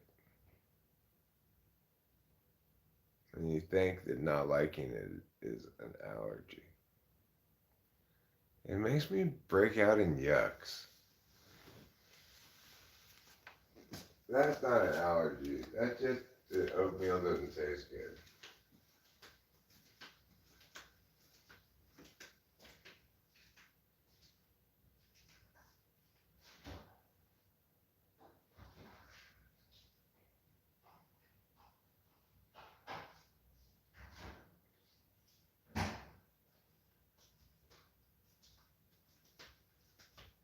It tastes bad like bread, not good like it should. What is wrong with it? It tastes bad.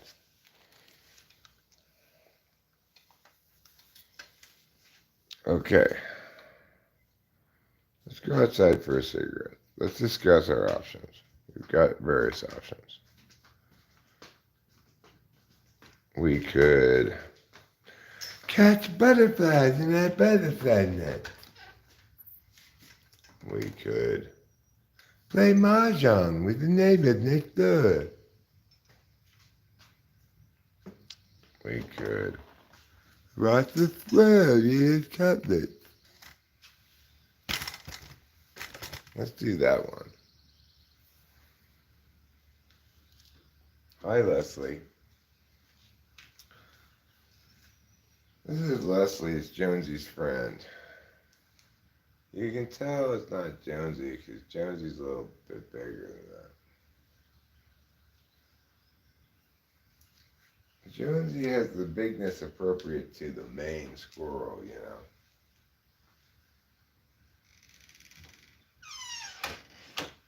Leslie's is off again, on again love interest.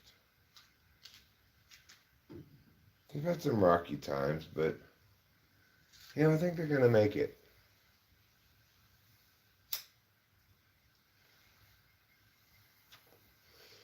Call me a romantic. Although who knows? Maybe Jonesy will be mad when he realizes, Leslie, you ate like all the cutlets before you even got here.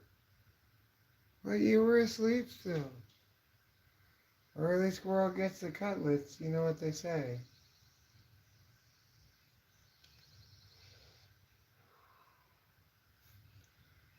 You don't gotta worry about me, Leslie. I'm not gonna bother you.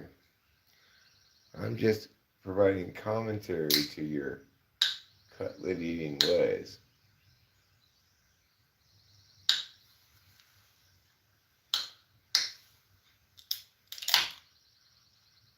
That's how you know you're doing something worth something, is that somebody's commentating when you're doing it. Leslie just climbed higher into the tree, scared perhaps by the opening of the can. She peered down on me, continuing to chew cutlets, wondering, why is that man there?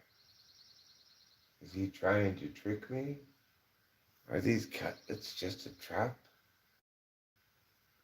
No, Mr. Squirrel, or Miss Squirrel. Leslie, could be like Leslie Nielsen, could be a boy's name. We're not sure. Leslie's gender fluid right now. I think it's just a phase, but maybe I'm just being old fashioned.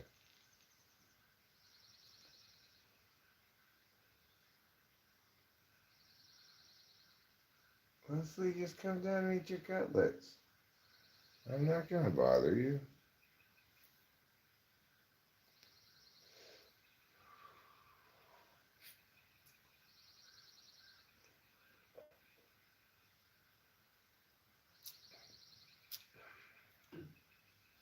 Okay, fine. I'll go back inside so you can eat your cutlets in peace. I'll just have to watch you eat them from the window, I guess. Or maybe the second half of that Lakers game is on. At some point this morning, I'm going to have to fall asleep.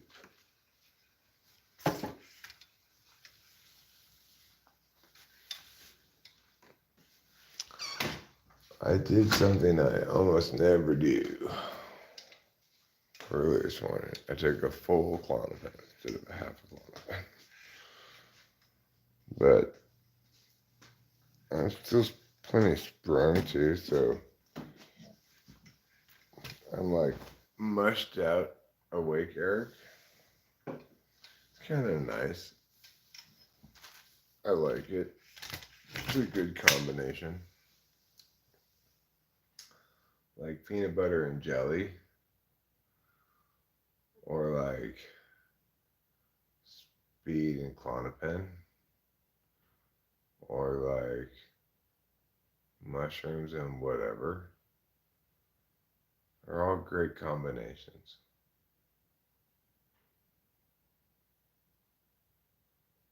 Not mushrooms and Klonopin. Benzos are a trip killer. I had a wonderfully hard trip last night. Wonderful. I really feel renewed in my enthusiasm for mushrooms when I have a nice hard trip like that. And I like taking mushrooms more when I have Adderall. Mushrooms just work better. You're not so overwhelmed by the serotoniness of it. You're not so like, I can't tell if I want to sleep or be awake and trip. The SI is less of an issue. You just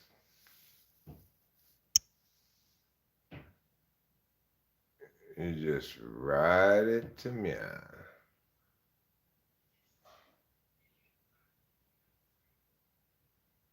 You just ride it all the way to Meowtown. Like it's a horse carriage from the horse carriage department, and the sign on it says direct to Meowtown.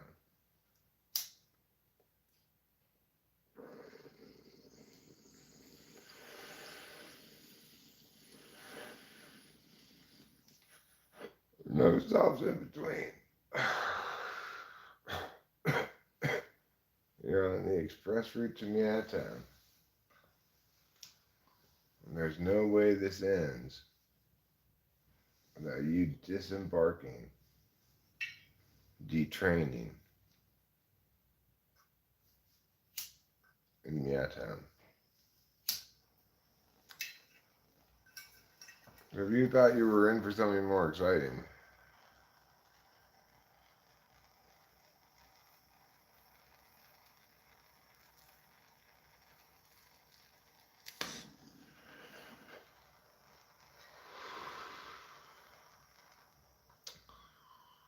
taking the express train to Meowtown with the other meow loving goodniks.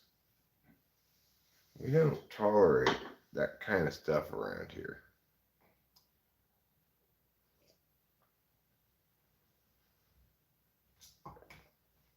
Well, it's still halftime.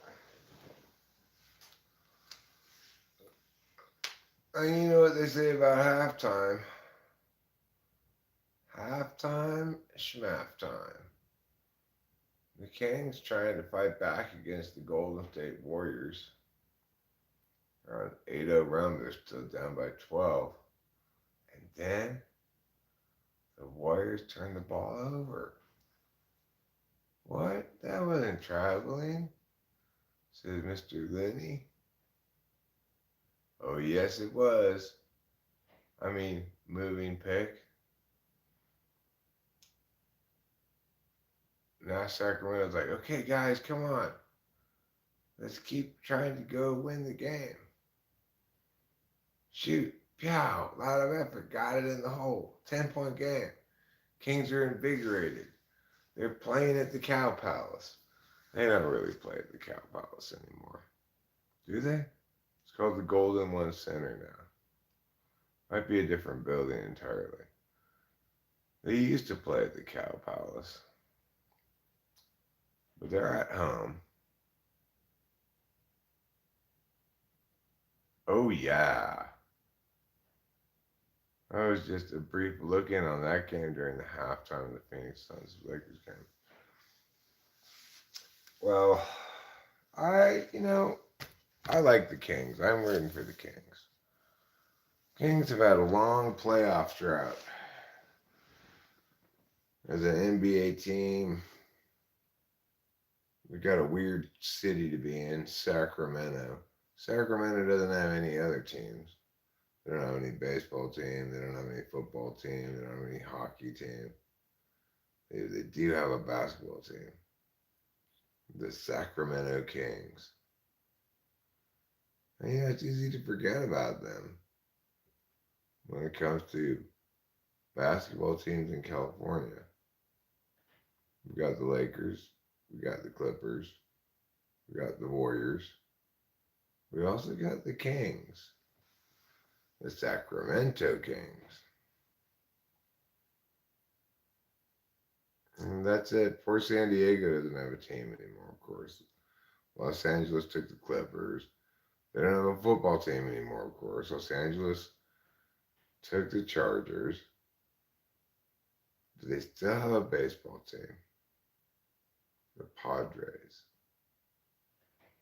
And the Padres are making moves, spending a lot of money, bringing in some top name people, signing their hot young stars to long-term deals for large amounts of committed money. Some of the other managers are saying This you can't sustain this. It's not a good way to win. Don't know the general managers, but it could be a little sour grapes.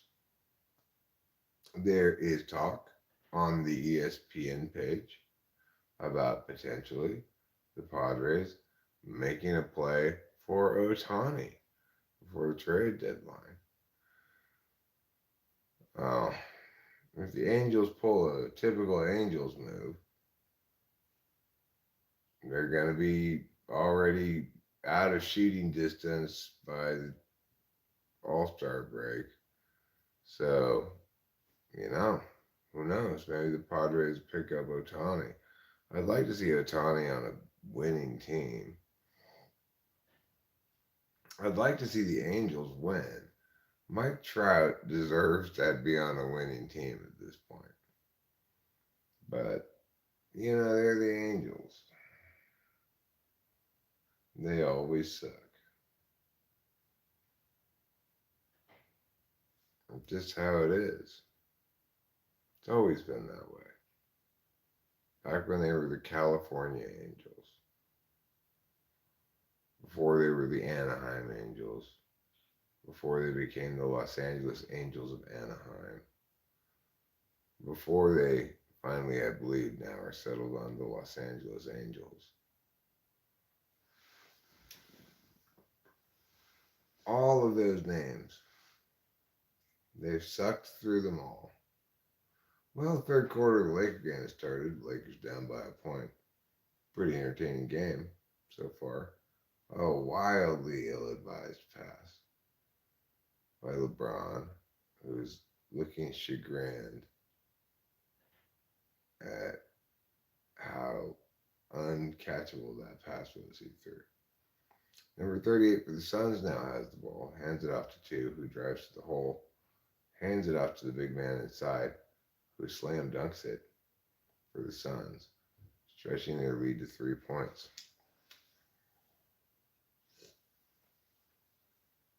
LeBron James has the ball again. He's not played a very good game tonight.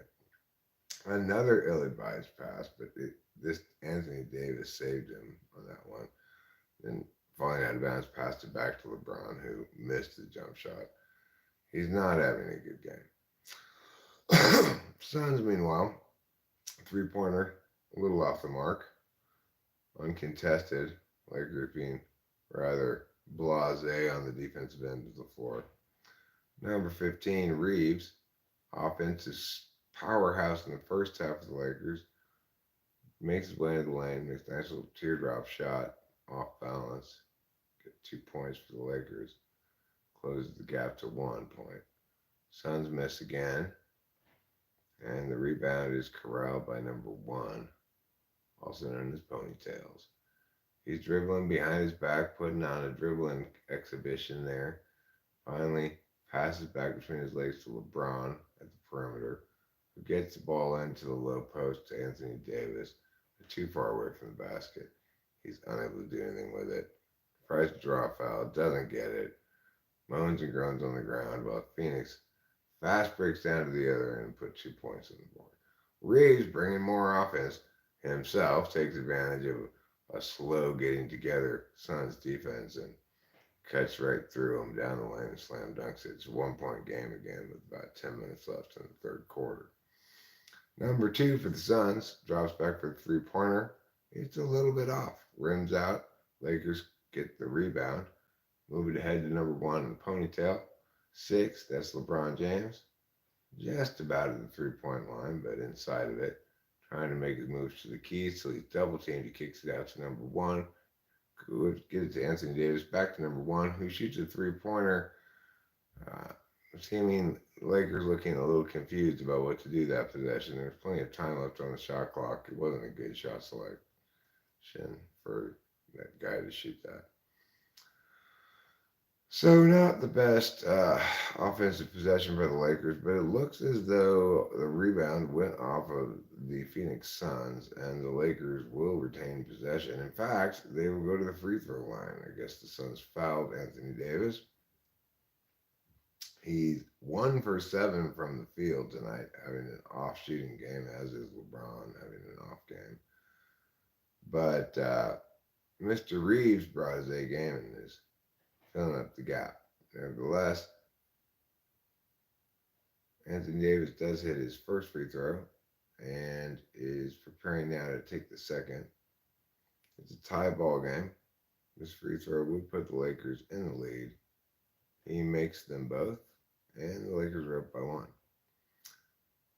Okay, Phoenix takes the ball out, crosses the half court line, and point guard gets it over to number 11, a big who's about at the free throw line, takes an uncontested jump shot, clanks it off the front of the rim. Anthony Davis comes down the court and kind of wiggles his way into the key and makes this soft bounce teardrop shot that nothing but net. So the Lakers now up by 3 points. 2 point two number two for the Phoenix Suns goes up for a shot underneath, gets fouled by the bigs. His name's Okie Jokey or something like that. And he's going to the free throw line for two on the shooting foul. First one, nothing but net. Right down the old scoring hole. It's going to be a substitution now as Bisley is subbed in for the Suns. And bad haircut has a sit down. NASCAR hair, what do they call that? Shaved on the sides, curly, not quite a mullet. He's got a mustache with no beard. Okay, the Lakers inbound after two successfully shot free throws by the Suns. Lakers still up by a point. Ball goes back and forth between one and Beasley. One tried to get it into Anthony Davis, but that pass was destined for doom before it even left his hand. Then the opportunistic fast break going the other way. Phoenix misses the dunk. I thought they were calling a foul on the Lakers, but it must have called an offensive foul. This is the Lakers ball. And another wild inlet pass to Anthony Davis, who travels and turns the ball over to the Phoenix Suns. Why do you keep trying these crazy passes? Just run your offense. You don't have to force it into the low post every time. Okay, Phoenix Suns have the ball. And that was a good drive by number 30 something, but he didn't make the basket as his layup was hotly contested by the bigs. The Lakers get called for traveling again. 2 times in a row. Anthony Davis, now LeBron James. And you know what? They were good calls. That was, no, one on James was not traveling. It was an offensive foul. Both of them were good calls. Both those guys are having terrible games tonight. But the Lakers are still tied 68-68 with the Suns. Suns kick it over to number 2. Shoots the three-pointer and misses, clanks it. Rebound Lakers. Suns are not picking up any offensive rebounds. LeBron shoots it from the top of the key, buries it. That's 3 points. Put it in the bank. 72-68 Lakers. Number 0 for the Phoenix Suns hands it off to number 55. Brothers in headbands. And 55 pushes into lane, gets a little separation, falls back, banks in that shot, makes it look easy. 2-point game. LeBron trying to force it, doesn't get a good spot to shoot from, got himself too far under the basket, tried to draw the foul, and stands down there complaining to the refs when they didn't call it. Well, you're trying to force it, LeBron, that's why. Let the game come to you. The Suns, number 0, after some rabble dash underneath the hoops on the Suns offensive end, does score. And now it's a tie ball game. The Lakers immediately turn the ball over. They, in transition, give up to the Suns an open 3-point shot, which is buried. Now the Lakers trail by 3. That's how quickly things can turn around here in the world of NBA basketball. We go to the break with the Lakers down by 3, 75 Suns, 72 Los Angeles Lakers. We'll be back after these messages on the Lakers Radio Broadcast Network. So I hope you're enjoying my calling of the basketball game. Uh, Pretty good game. Back and forth, back and forth. I know that I liked listening to basketball on the radio when I was a kid because of Chick Hearn, of course. I'm not as good as Chick Hearn, but I'm still a pretty good basketball broadcaster.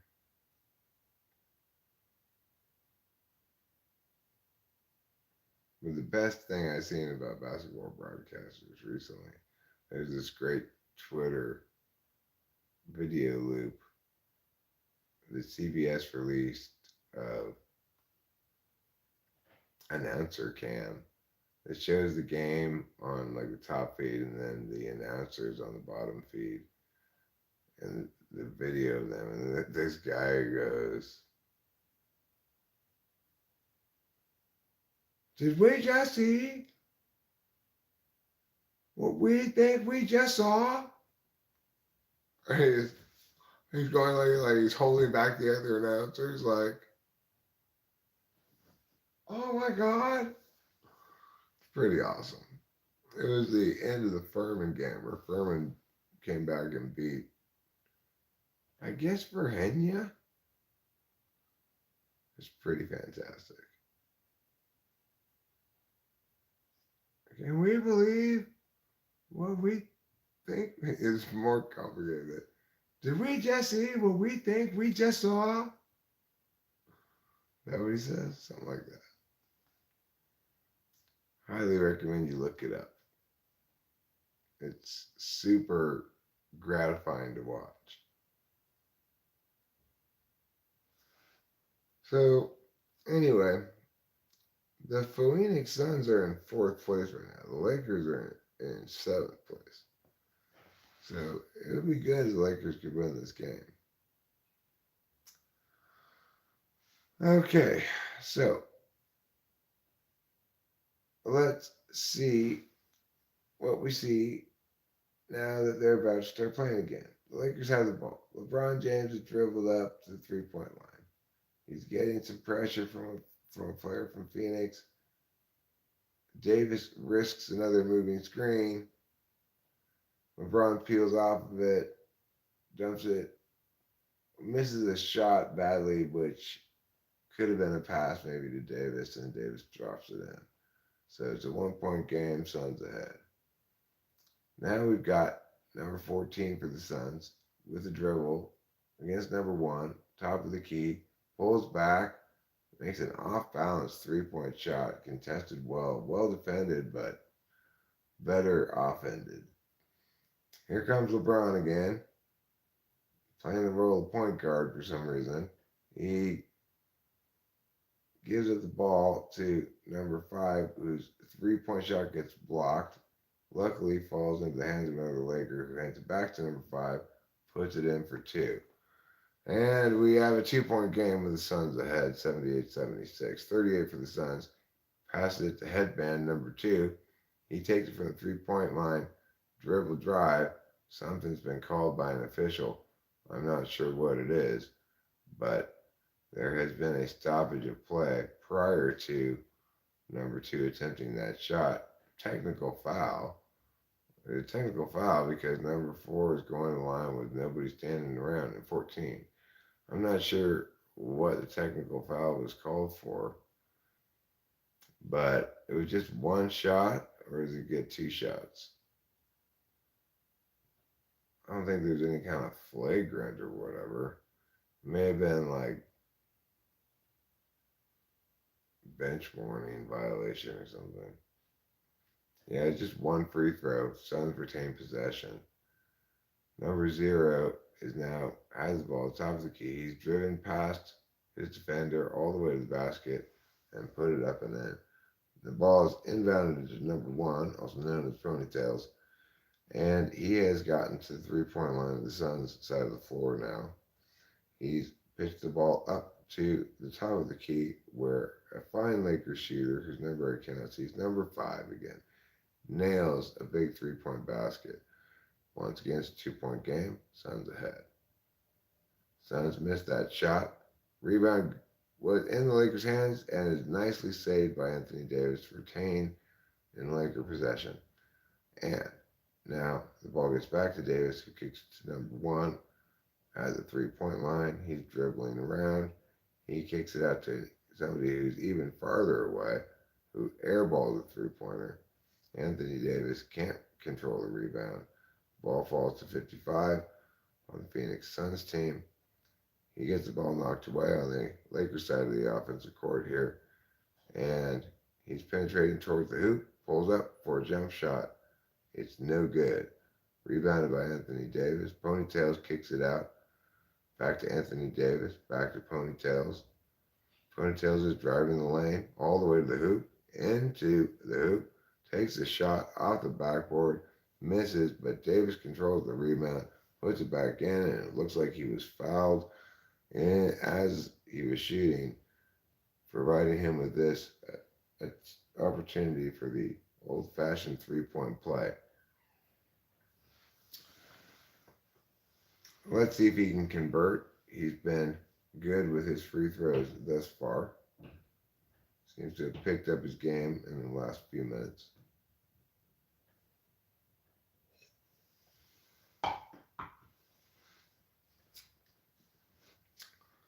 He's breathing. He's holding the ball on his hip.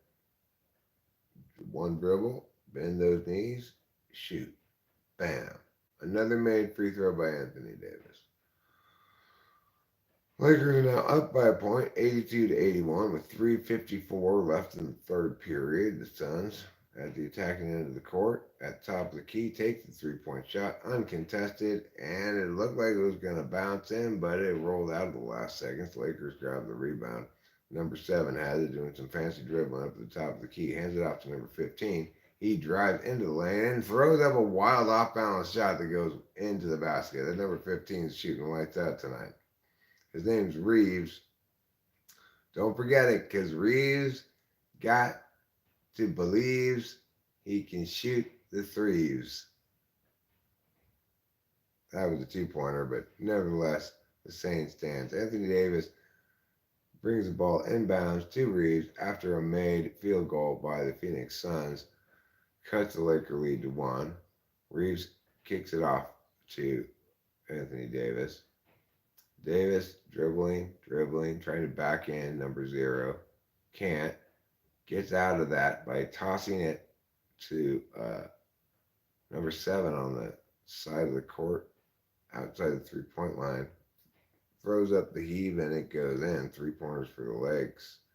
So now we've got the Lakers leading by 4 points, but Phoenix is quick to answer as number 55 takes the backdoor pass, takes it straight up at the hoop, buries it home with a slam dunk.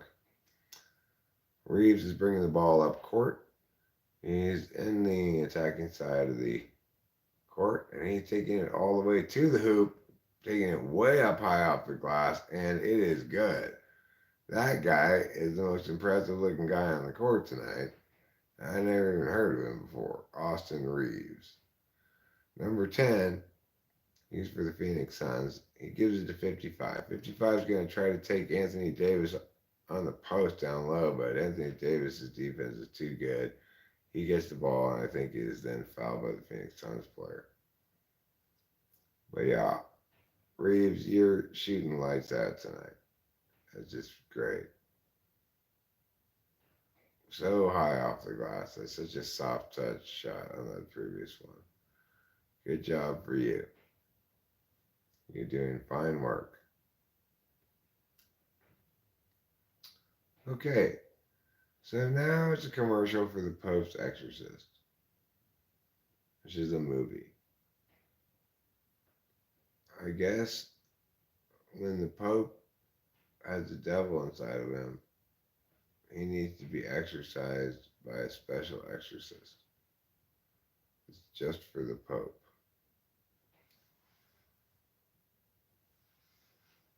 He's got a monopoly on Pope exorcisms. appropriately because they pick the best of the best.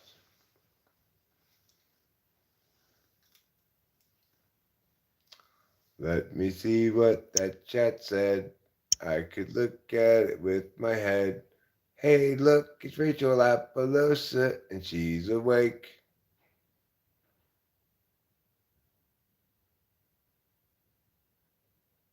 This is not a 12-hour live stream. This is a 2-hour live stream.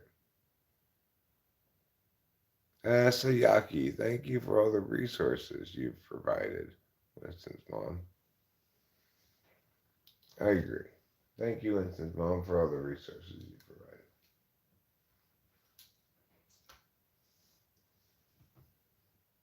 You're a facilitator of doing things.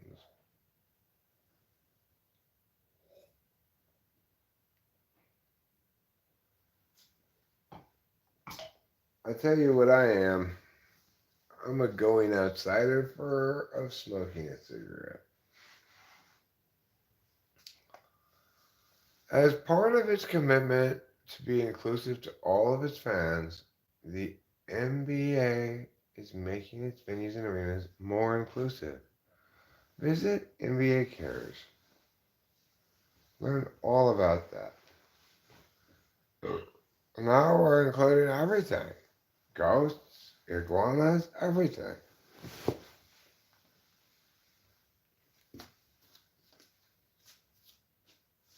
Who were you excluding that now you're allowed to come? Yeah, we used to exclude Norsemen, but now they're allowed to come. That's very great progress on your part, Lakers. I mean, NBA in general. Okay, so let's go outside where you can watch through the window, smoke a cigarette, and inform you on the proceedings of the game. Reeves passes it to number 30 something, and he buries a 3-2. The Lakers are now up by 7 points. How do you like that, Suns? How about that? That's a taste of your own medicine. So the Lakers have the ball back. They're driving. They're about to slam it. But then the Phoenix Suns fouled them. And now number 5 is going to the line looking like, I'm going to make these foul shots. You foulers. That's not how you play basketball with honor, chivalry. You don't foul me like that. That's what his facial expression said. What are you guys doing? Knocking a bunch of shit down? And squabbling over cutlet?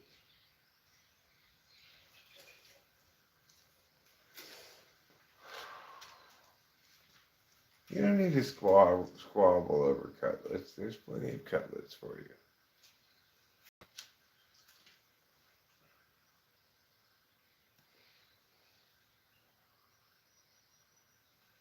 Cutlet squabble. Where am I getting my drink?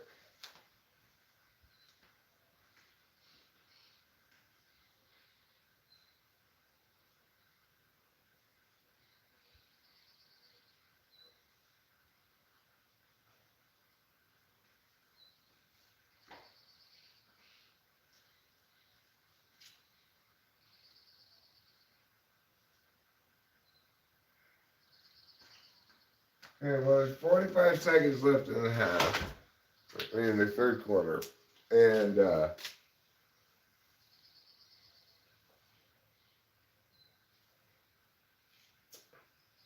Suns just scored 2 points, which closed it to a 7-point game.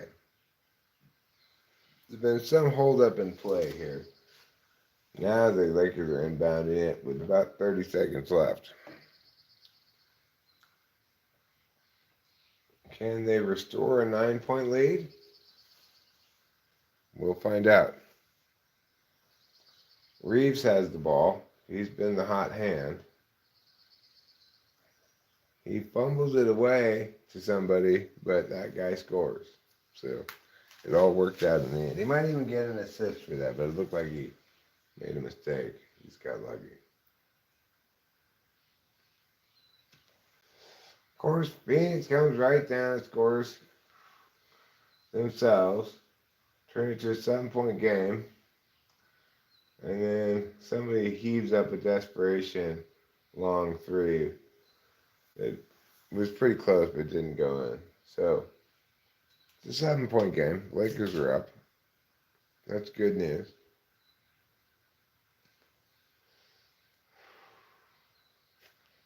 But the Phoenix Suns have the power of the sun behind them. And that's a lot of power.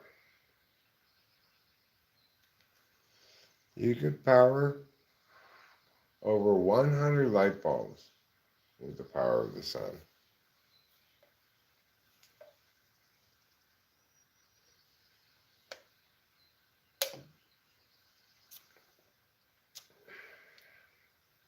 If you converted all the energy of the sun into electricity, it would power over 100 light bulbs for over 10 hours.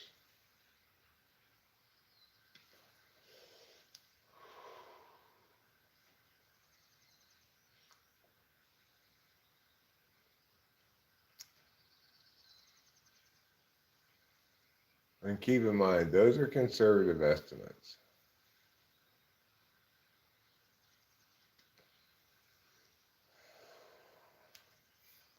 It could be 200 light bulbs for 10 hours even.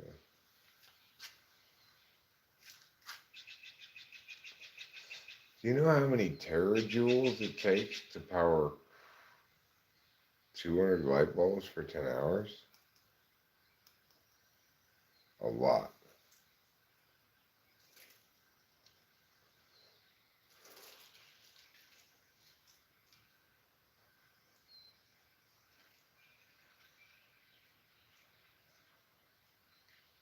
And that's why we have to turn to clean burning coal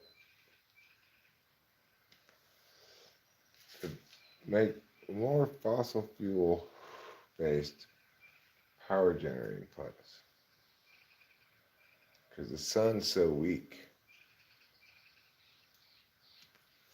We've got a lot more than 100 light bulbs to power. I feel like I got 100 light bulbs just in this one house.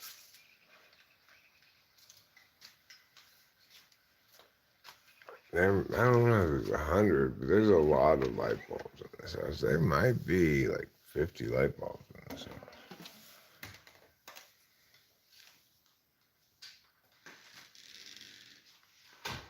You know, like there's 2 light bulbs just in the kitchen over the stove thing. There's 3 light bulbs right here. There's a light bulb right there. There's 4 light bulbs in the kitchen fan light bulb thing. Most of the rooms have these overhead fans that have 4 or 3 light bulbs on them. And then there's all the light bulbs on the walkway. There's light bulbs on the wall outside. There's the garage light bulbs, outside garage light bulbs. There's the garage inside light bulbs. There's a light bulb in the attic. There's a light bulb in each of the bathrooms. And there's a flagpole light bulb. But we don't have a flagpole anymore. But we still have a flagpole light bulb. In fact, there's four of them. It's a 4-piece candelabra of lighting.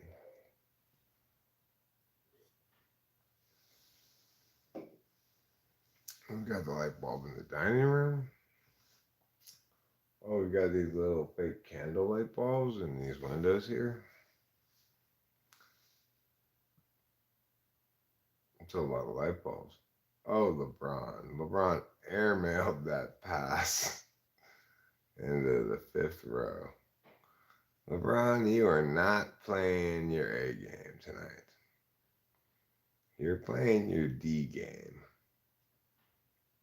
9 points and 5 turnovers for LeBron. That's not a very good line. Number 8 for the Suns drops it in, and all of a sudden it's a tie game again. 96-96 with 10 minutes left in the fourth quarter. LeBron's bringing the ball up. He's looking purposeful. What am I going to do this time? Am I going to avoid turning it over? Am I going to get points? He gets himself all the way into the lane and hits this crazy fadeaway jump shot that no human should be able to hit. Number 10 in the lane tries a little teardrop for the Phoenix Suns, doesn't make it. Number 12 gets it kicked out of the three-point line. He clanks that one as well. Lakers now have the ball. Reeves has it. He's driving into the key. He gets a good shot off, but apparently is fouled in the act of shooting. It appears he'll go to the charity stripe to shoot 2 free throws. LeBron's fadeaway jump shot was is completely unstoppable right there. It's crazy. There's also like a frozen rope. It had like no arc to it. It just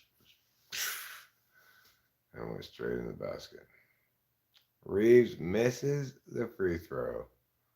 And it was some kind of technical free throw because everybody had to move it away from him. Now he's at the line, I guess, to shoot 2 free throws on the shot attempt. There's some kind of extra free throw there. Okay, he made the first of those 2 free throws, these 2 free throws. So now he's probably going to make this one as well. And that makes the Lakers first team to hit 100. 196 is the score. Phoenix Suns trailing by 4 points. It's fourth quarter, 9 minutes and a half left.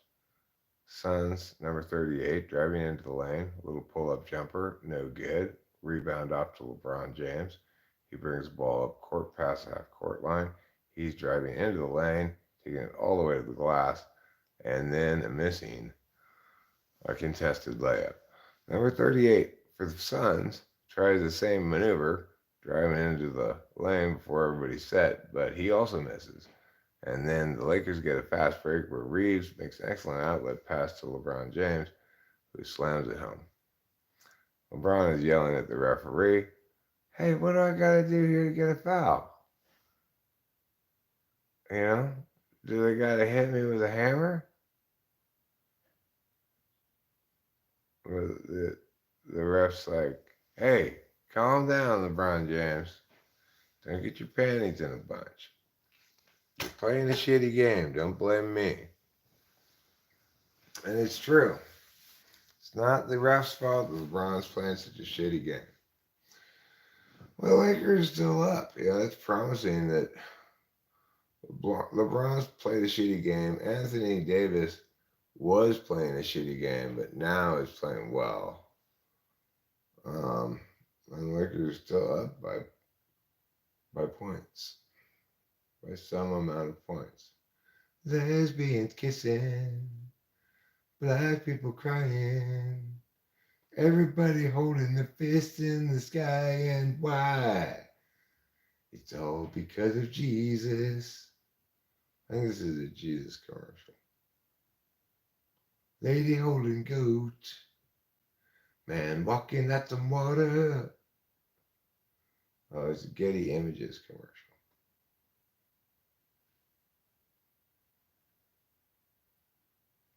This commercial would appear to be for Google Pixel. Google Pixel's magic eraser. And it erases it right from the background of your shot. We don't want that guy eating a hot dog in the background of our picture. I'm going to erase him with Google Eraser.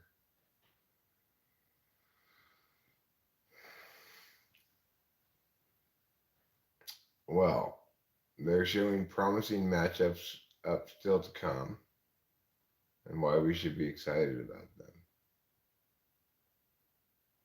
They've got some basketball players in their street clothes, but now they're in uniform and they're making baskets. It's fast cut, fast cut. NBA Tuesdays. Handles. Hashtag handles. Now it's more commercial for NBA. Now it's the Laker girls. They're dancing and prancing, entertaining the crowd with their dancerations. The Lakers play Utah on Sunday. And after that, I believe, is the play-in tournament. So Lakers are going to have to play in the play-in tournament, I believe, because they're in the bottom of the qualifying positions. The Suns have the ball currently. Kick it out to the three-point shooter who misses it. And once again, LeBron James grabs the rebound.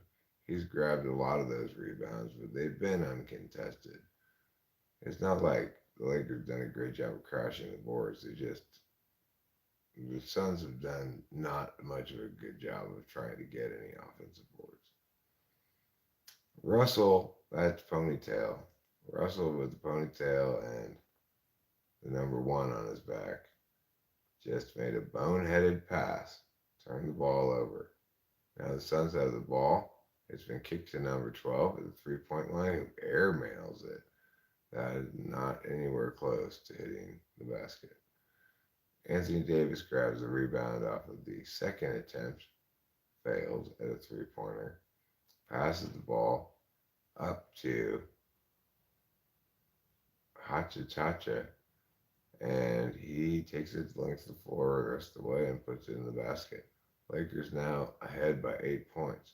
38 for the Phoenix Suns, kicks out to number 10 at the three-point line, then into the low post to number 11, where their big man misses a shot from about 3 feet that was, he didn't have good reason to miss it, let's put it that way. LeBron slowing it down, playing around with number 11. Now LeBron just pulls up and shoots the three and buries it. Wow. Off balance, leaning to one side, well defended. He just buried it anyway. 38, drives all the way in. Oh, he gets fouled. He gets fouled on the way into the hoop. And he'll have a chance. Not a shooting foul, but I'm not sure if they're probably in the double bonus at this point, I would guess. So we should see 2 free throws here by the Suns. No, they're not even in the single bonus. They take it out of bounds to number 10. He gets it to number 11. At the top of the key, it's handed off to number 8, who throws up a not particularly well advised shot. It clanks off the rim. Lakers grab the rebound, kick it up to number 5, who takes an open three, but it misses. The rebound and the scrum for the rebound, the ball went out of bounds. I'm not sure who it went out of bounds off of, but it appears to be, yes, it is the Lakers' ball. Number 1 inbounds the ball to LeBron James, who's got number 0, backing him in before kicking the ball out to a three-point shooter who misses. The Phoenix Suns grab the rebound. 8 kicks it over to 0 in the corner, who attempts a three-point shot. Wide open, uncontested, but he clanked it. And on the rebound, the Lakers player is called for a foul against number 11, who had position under the basket but got pushed out of the way by the Lakers player. Still not in the bonus. The ball is inbounded to number 11. Drops off to number 10. Scrambling around the top of the key. Kicks it down to number 0. Kicks it out to number 12, who attempts a three-pointer. Misses. 0 is there to clean it up. Grabs the board. Puts it back in. 2 points for Phoenix. Now they're only down by 9, but there's 6 minutes left in the fourth quarter. LeBron James has the ball. He's backing in his defender, sort of half-heartedly. Pulls up, kicks out, and Number 3 misses the long. Oh no, it went in. It bounced up and bounced in. So that's Rui Hachimaru, and he got a 3-pointer that did not look good, but it bounced up and bounced back in. That's traveling on number 10, yeah, and the refs called it for once. Good job. You took like 4 steps in there, number 10. You took 4 full steps. Don't even complain about it.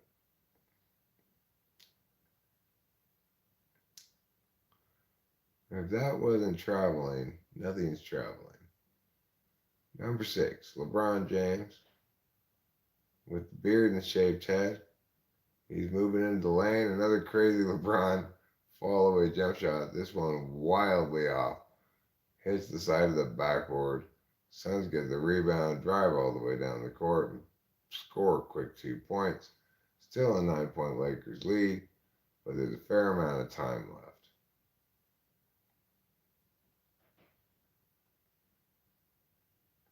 Yeah, that one just clanked right off the side of the backboard into Phoenix number 10's hands. And he kicks it to 8. Quick pass to 11 underneath the basket, and that's 2 points. 2 points faster than you can say that's 2 points. Oops, I didn't mean to do that. There's a commercial right now.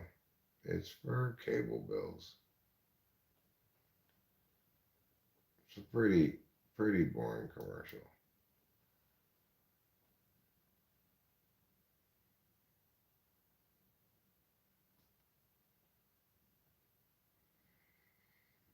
I hope you guys are enjoying basketball radio style. Isn't it soothing? Isn't it soothing to hear me call the basketball game? It's soothing to do it. Must be soothing to hear, therefore.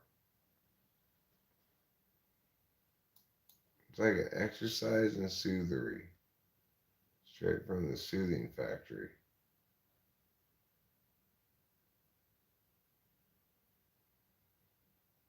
They produce lozenges and other soothing things there.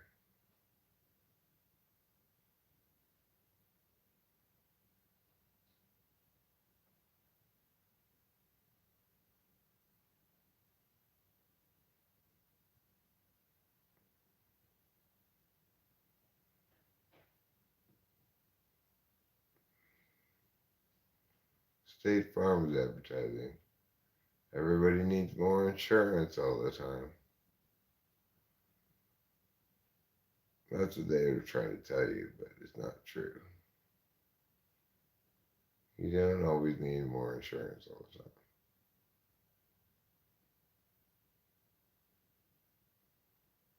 By and large, it's not a good financial decision. With some exceptions.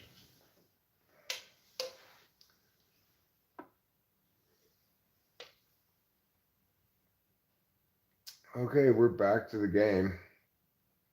It's late in the 4th quarter. And the Lakers are up. But there's enough time left for the Suns to come back.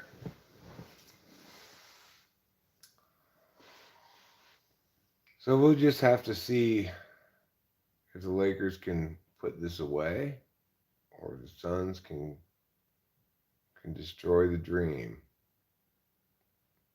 Right now the Lakers have the ball.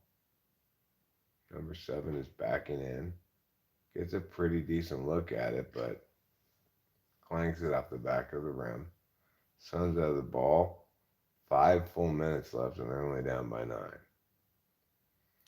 Headband ponytail, that's number 10. Passes it off to number 0. He's looking for somebody to give the ball off to. He goes back to number 10, back to the top of the key. He tries to drive the lane, then tries to kick it out. It's intercepted by the Lakers. The Lakers drive down, have the shot blocked, but it's cleaned up by number 1. And he puts it back in for 2 points. Lakers up by 11. Number 11 for the Suns gets fouled on the other end of the floor and will go to the line to shoot 2 free throws because he was fouled in the act of shooting. Quickly wipes his nose on his jersey, looks behind at his teammates, shakes his head. Yeah, I got this. I got this. I'm number 11. And it bounced around, but he got the first free throw to fall in.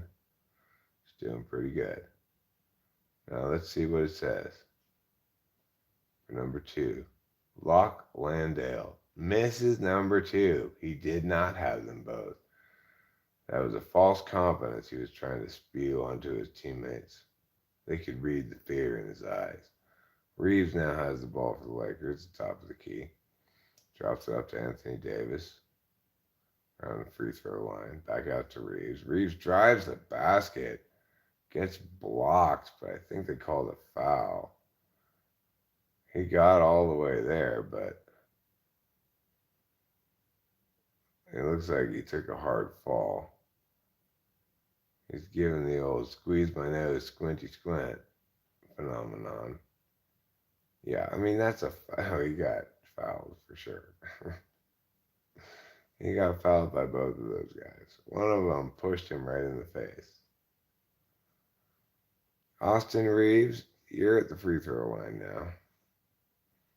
And it's your turn to shine. Whereas that other guy, he only made one of his 2 free throws. Well, you missed your first.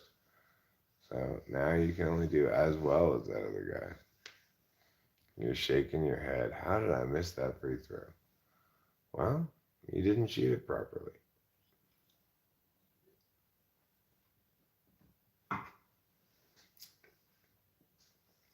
Okay. Austin takes his other shot. He makes it. It's good. It's an 11-point lead for the Lakers, 112 to 101. 4 minutes left in the fourth quarter. The Suns have the ball. They've got dribble penetration. Kick out to number 12. He kicks back out to the original penetrator. He tried to get into the low post. Gets there. It looks like they made a shot. Yeah, it's now a 9-point game. And there was a foul call on that. It was barely looked like a shot. It was supposed to be a pass to number 11, but it accidentally went in the basket, I think is what happened.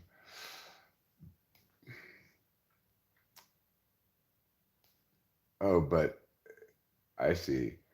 It was a foul on the floor away from the shot.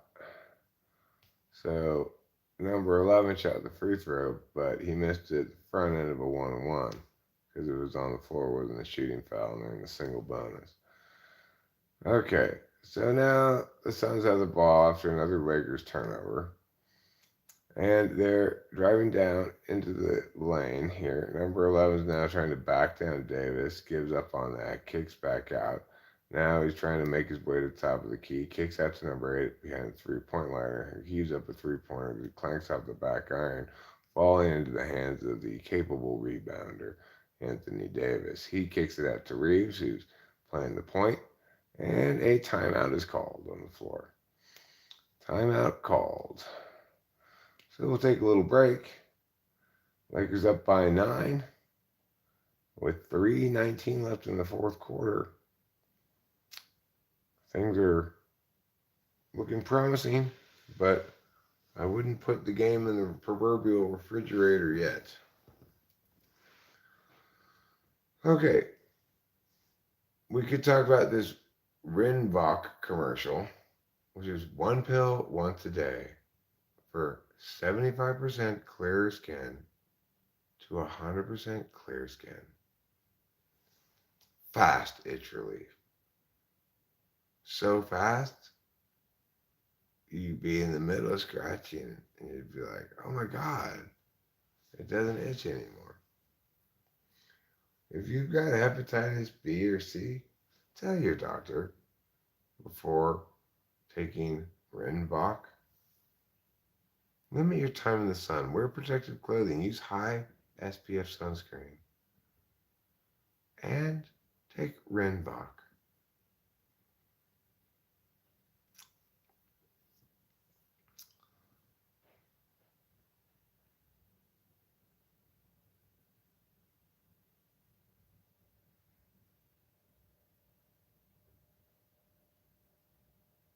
Hard Rock Sportsbook.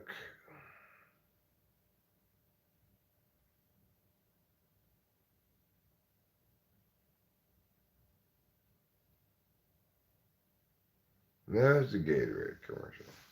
This gentleman is playing basketball, but his hydration level's not good enough. So he's playing totally suck ass. Well, finally he does a smart thing. And he spins his magical item box until the Gatorade shows up. And he goes, I had to drink the shit out of you. And now he can play basketball like a champ. Okay, game's back on. We've got the Lakers in 8th place, 11 games out of first, behind the New Orleans Pelicans. But, same number of losses. If the Lakers win this game, we'll be tied with them. Clippers have one fewer loss, but we could easily enough overtake them if they lose the next game and we beat Utah. The Lakers kick it out to number 7 on the perimeter, back to LeBron James at the top of the key, out to the perimeter again, where a three-pointer is buried with aplomb by Mr. Russell, the ponytail-clad, mercurial force of scoring that comes and goes like the spring winds. Number 8 now for the Suns has the ball, kicks it out to number 12, takes a few steps in from the three-pointer line and hits the medium range jumper. Ball inbound to LeBron, 2:35 left in the game. 10-point lead by the Lakers, 115-105. LeBron drops it in, high post, Anthony Davis. Moves around, drives into the key, little fadeaway, very short, clanks out the front iron. Number 2 for the Suns has it, kicks it up to the open three-point shooter who rims it out. Close shot, but didn't quite fall. LeBron's got the ball now, carrying it up the court, past the 10-second line. And now around the perimeter, just outside the three-point line, testing the on-ball defense of number 12 for the Suns. Oh, he spins around him, but then loses control of the ball, almost lets it go out of bounds, saves it, throws it to a Lakers shooter who buries an off-balance three. Wow, the Suns must be feeling pretty defeated by that one. Now the Suns have an uncontested three, clanks it off the front iron, no good, Lakers rebound. The Lakers are putting this game away. Now they're up by 13. There's a minute 25 left. The Suns aren't bothering to foul. Lakers pull up a three that's no good, but the rebound bounces happily into the hands of the one Laker underneath the basket, who eventually kicks it out to number 1, Ponytails. Mr. Russell on the perimeter from the corner, shoots a three-pointer, nothing but net. The Suns come down, attempt another uncontested, wide open three-pointer, again clanking it. Now with 57 seconds left and ticking, and the Lakers up by 16 points. Both teams seem to have accepted this is a foregone conclusion. But the Phoenix Suns coach isn't happy with that, and he calls a timeout. He's like, hey, you guys need to stop sucking so much right now. But it's probably too late to do any good about that. 16-point deficit, 52 seconds left. You'd have to have a lot of crazy things happen. Not impossible, but it would require a succession of crazy bad plays by the Lakers and good plays by the Suns. Okay, 13 seconds left on the shot clock. No sense in the Suns fouling now. The Lakers have passing around the perimeter, eating clock as they should. Almost giving the ball away. Then it's kicked out to somebody shooting a three. Clanks off the back iron. The Lakers don't get back on defense. Outlet pass number 11 results in 2 points for the Suns. It is now a 14-point game, and there's 25 seconds left. The Lakers guy is just dribbling the ball, waiting for the shot clock to go down. It's now 4 seconds. And the Lakers are just going to let the shot clock expire. They don't even attempt a shot. Now there's 11 seconds left. The Suns have the ball left. It was the last shot. And they're not even going to shoot it, it doesn't look like. It's 121-107 is the final score. So, Lakers pulled away in that game. Looked good, looked promising. Good job, Lakers. You win my Good Job of the Day award. Okay, now I have to pee. I think I'm going to end this stream, actually, and go pee and maybe lie down for a little while. Goodbye, good luck. I love you. Good night.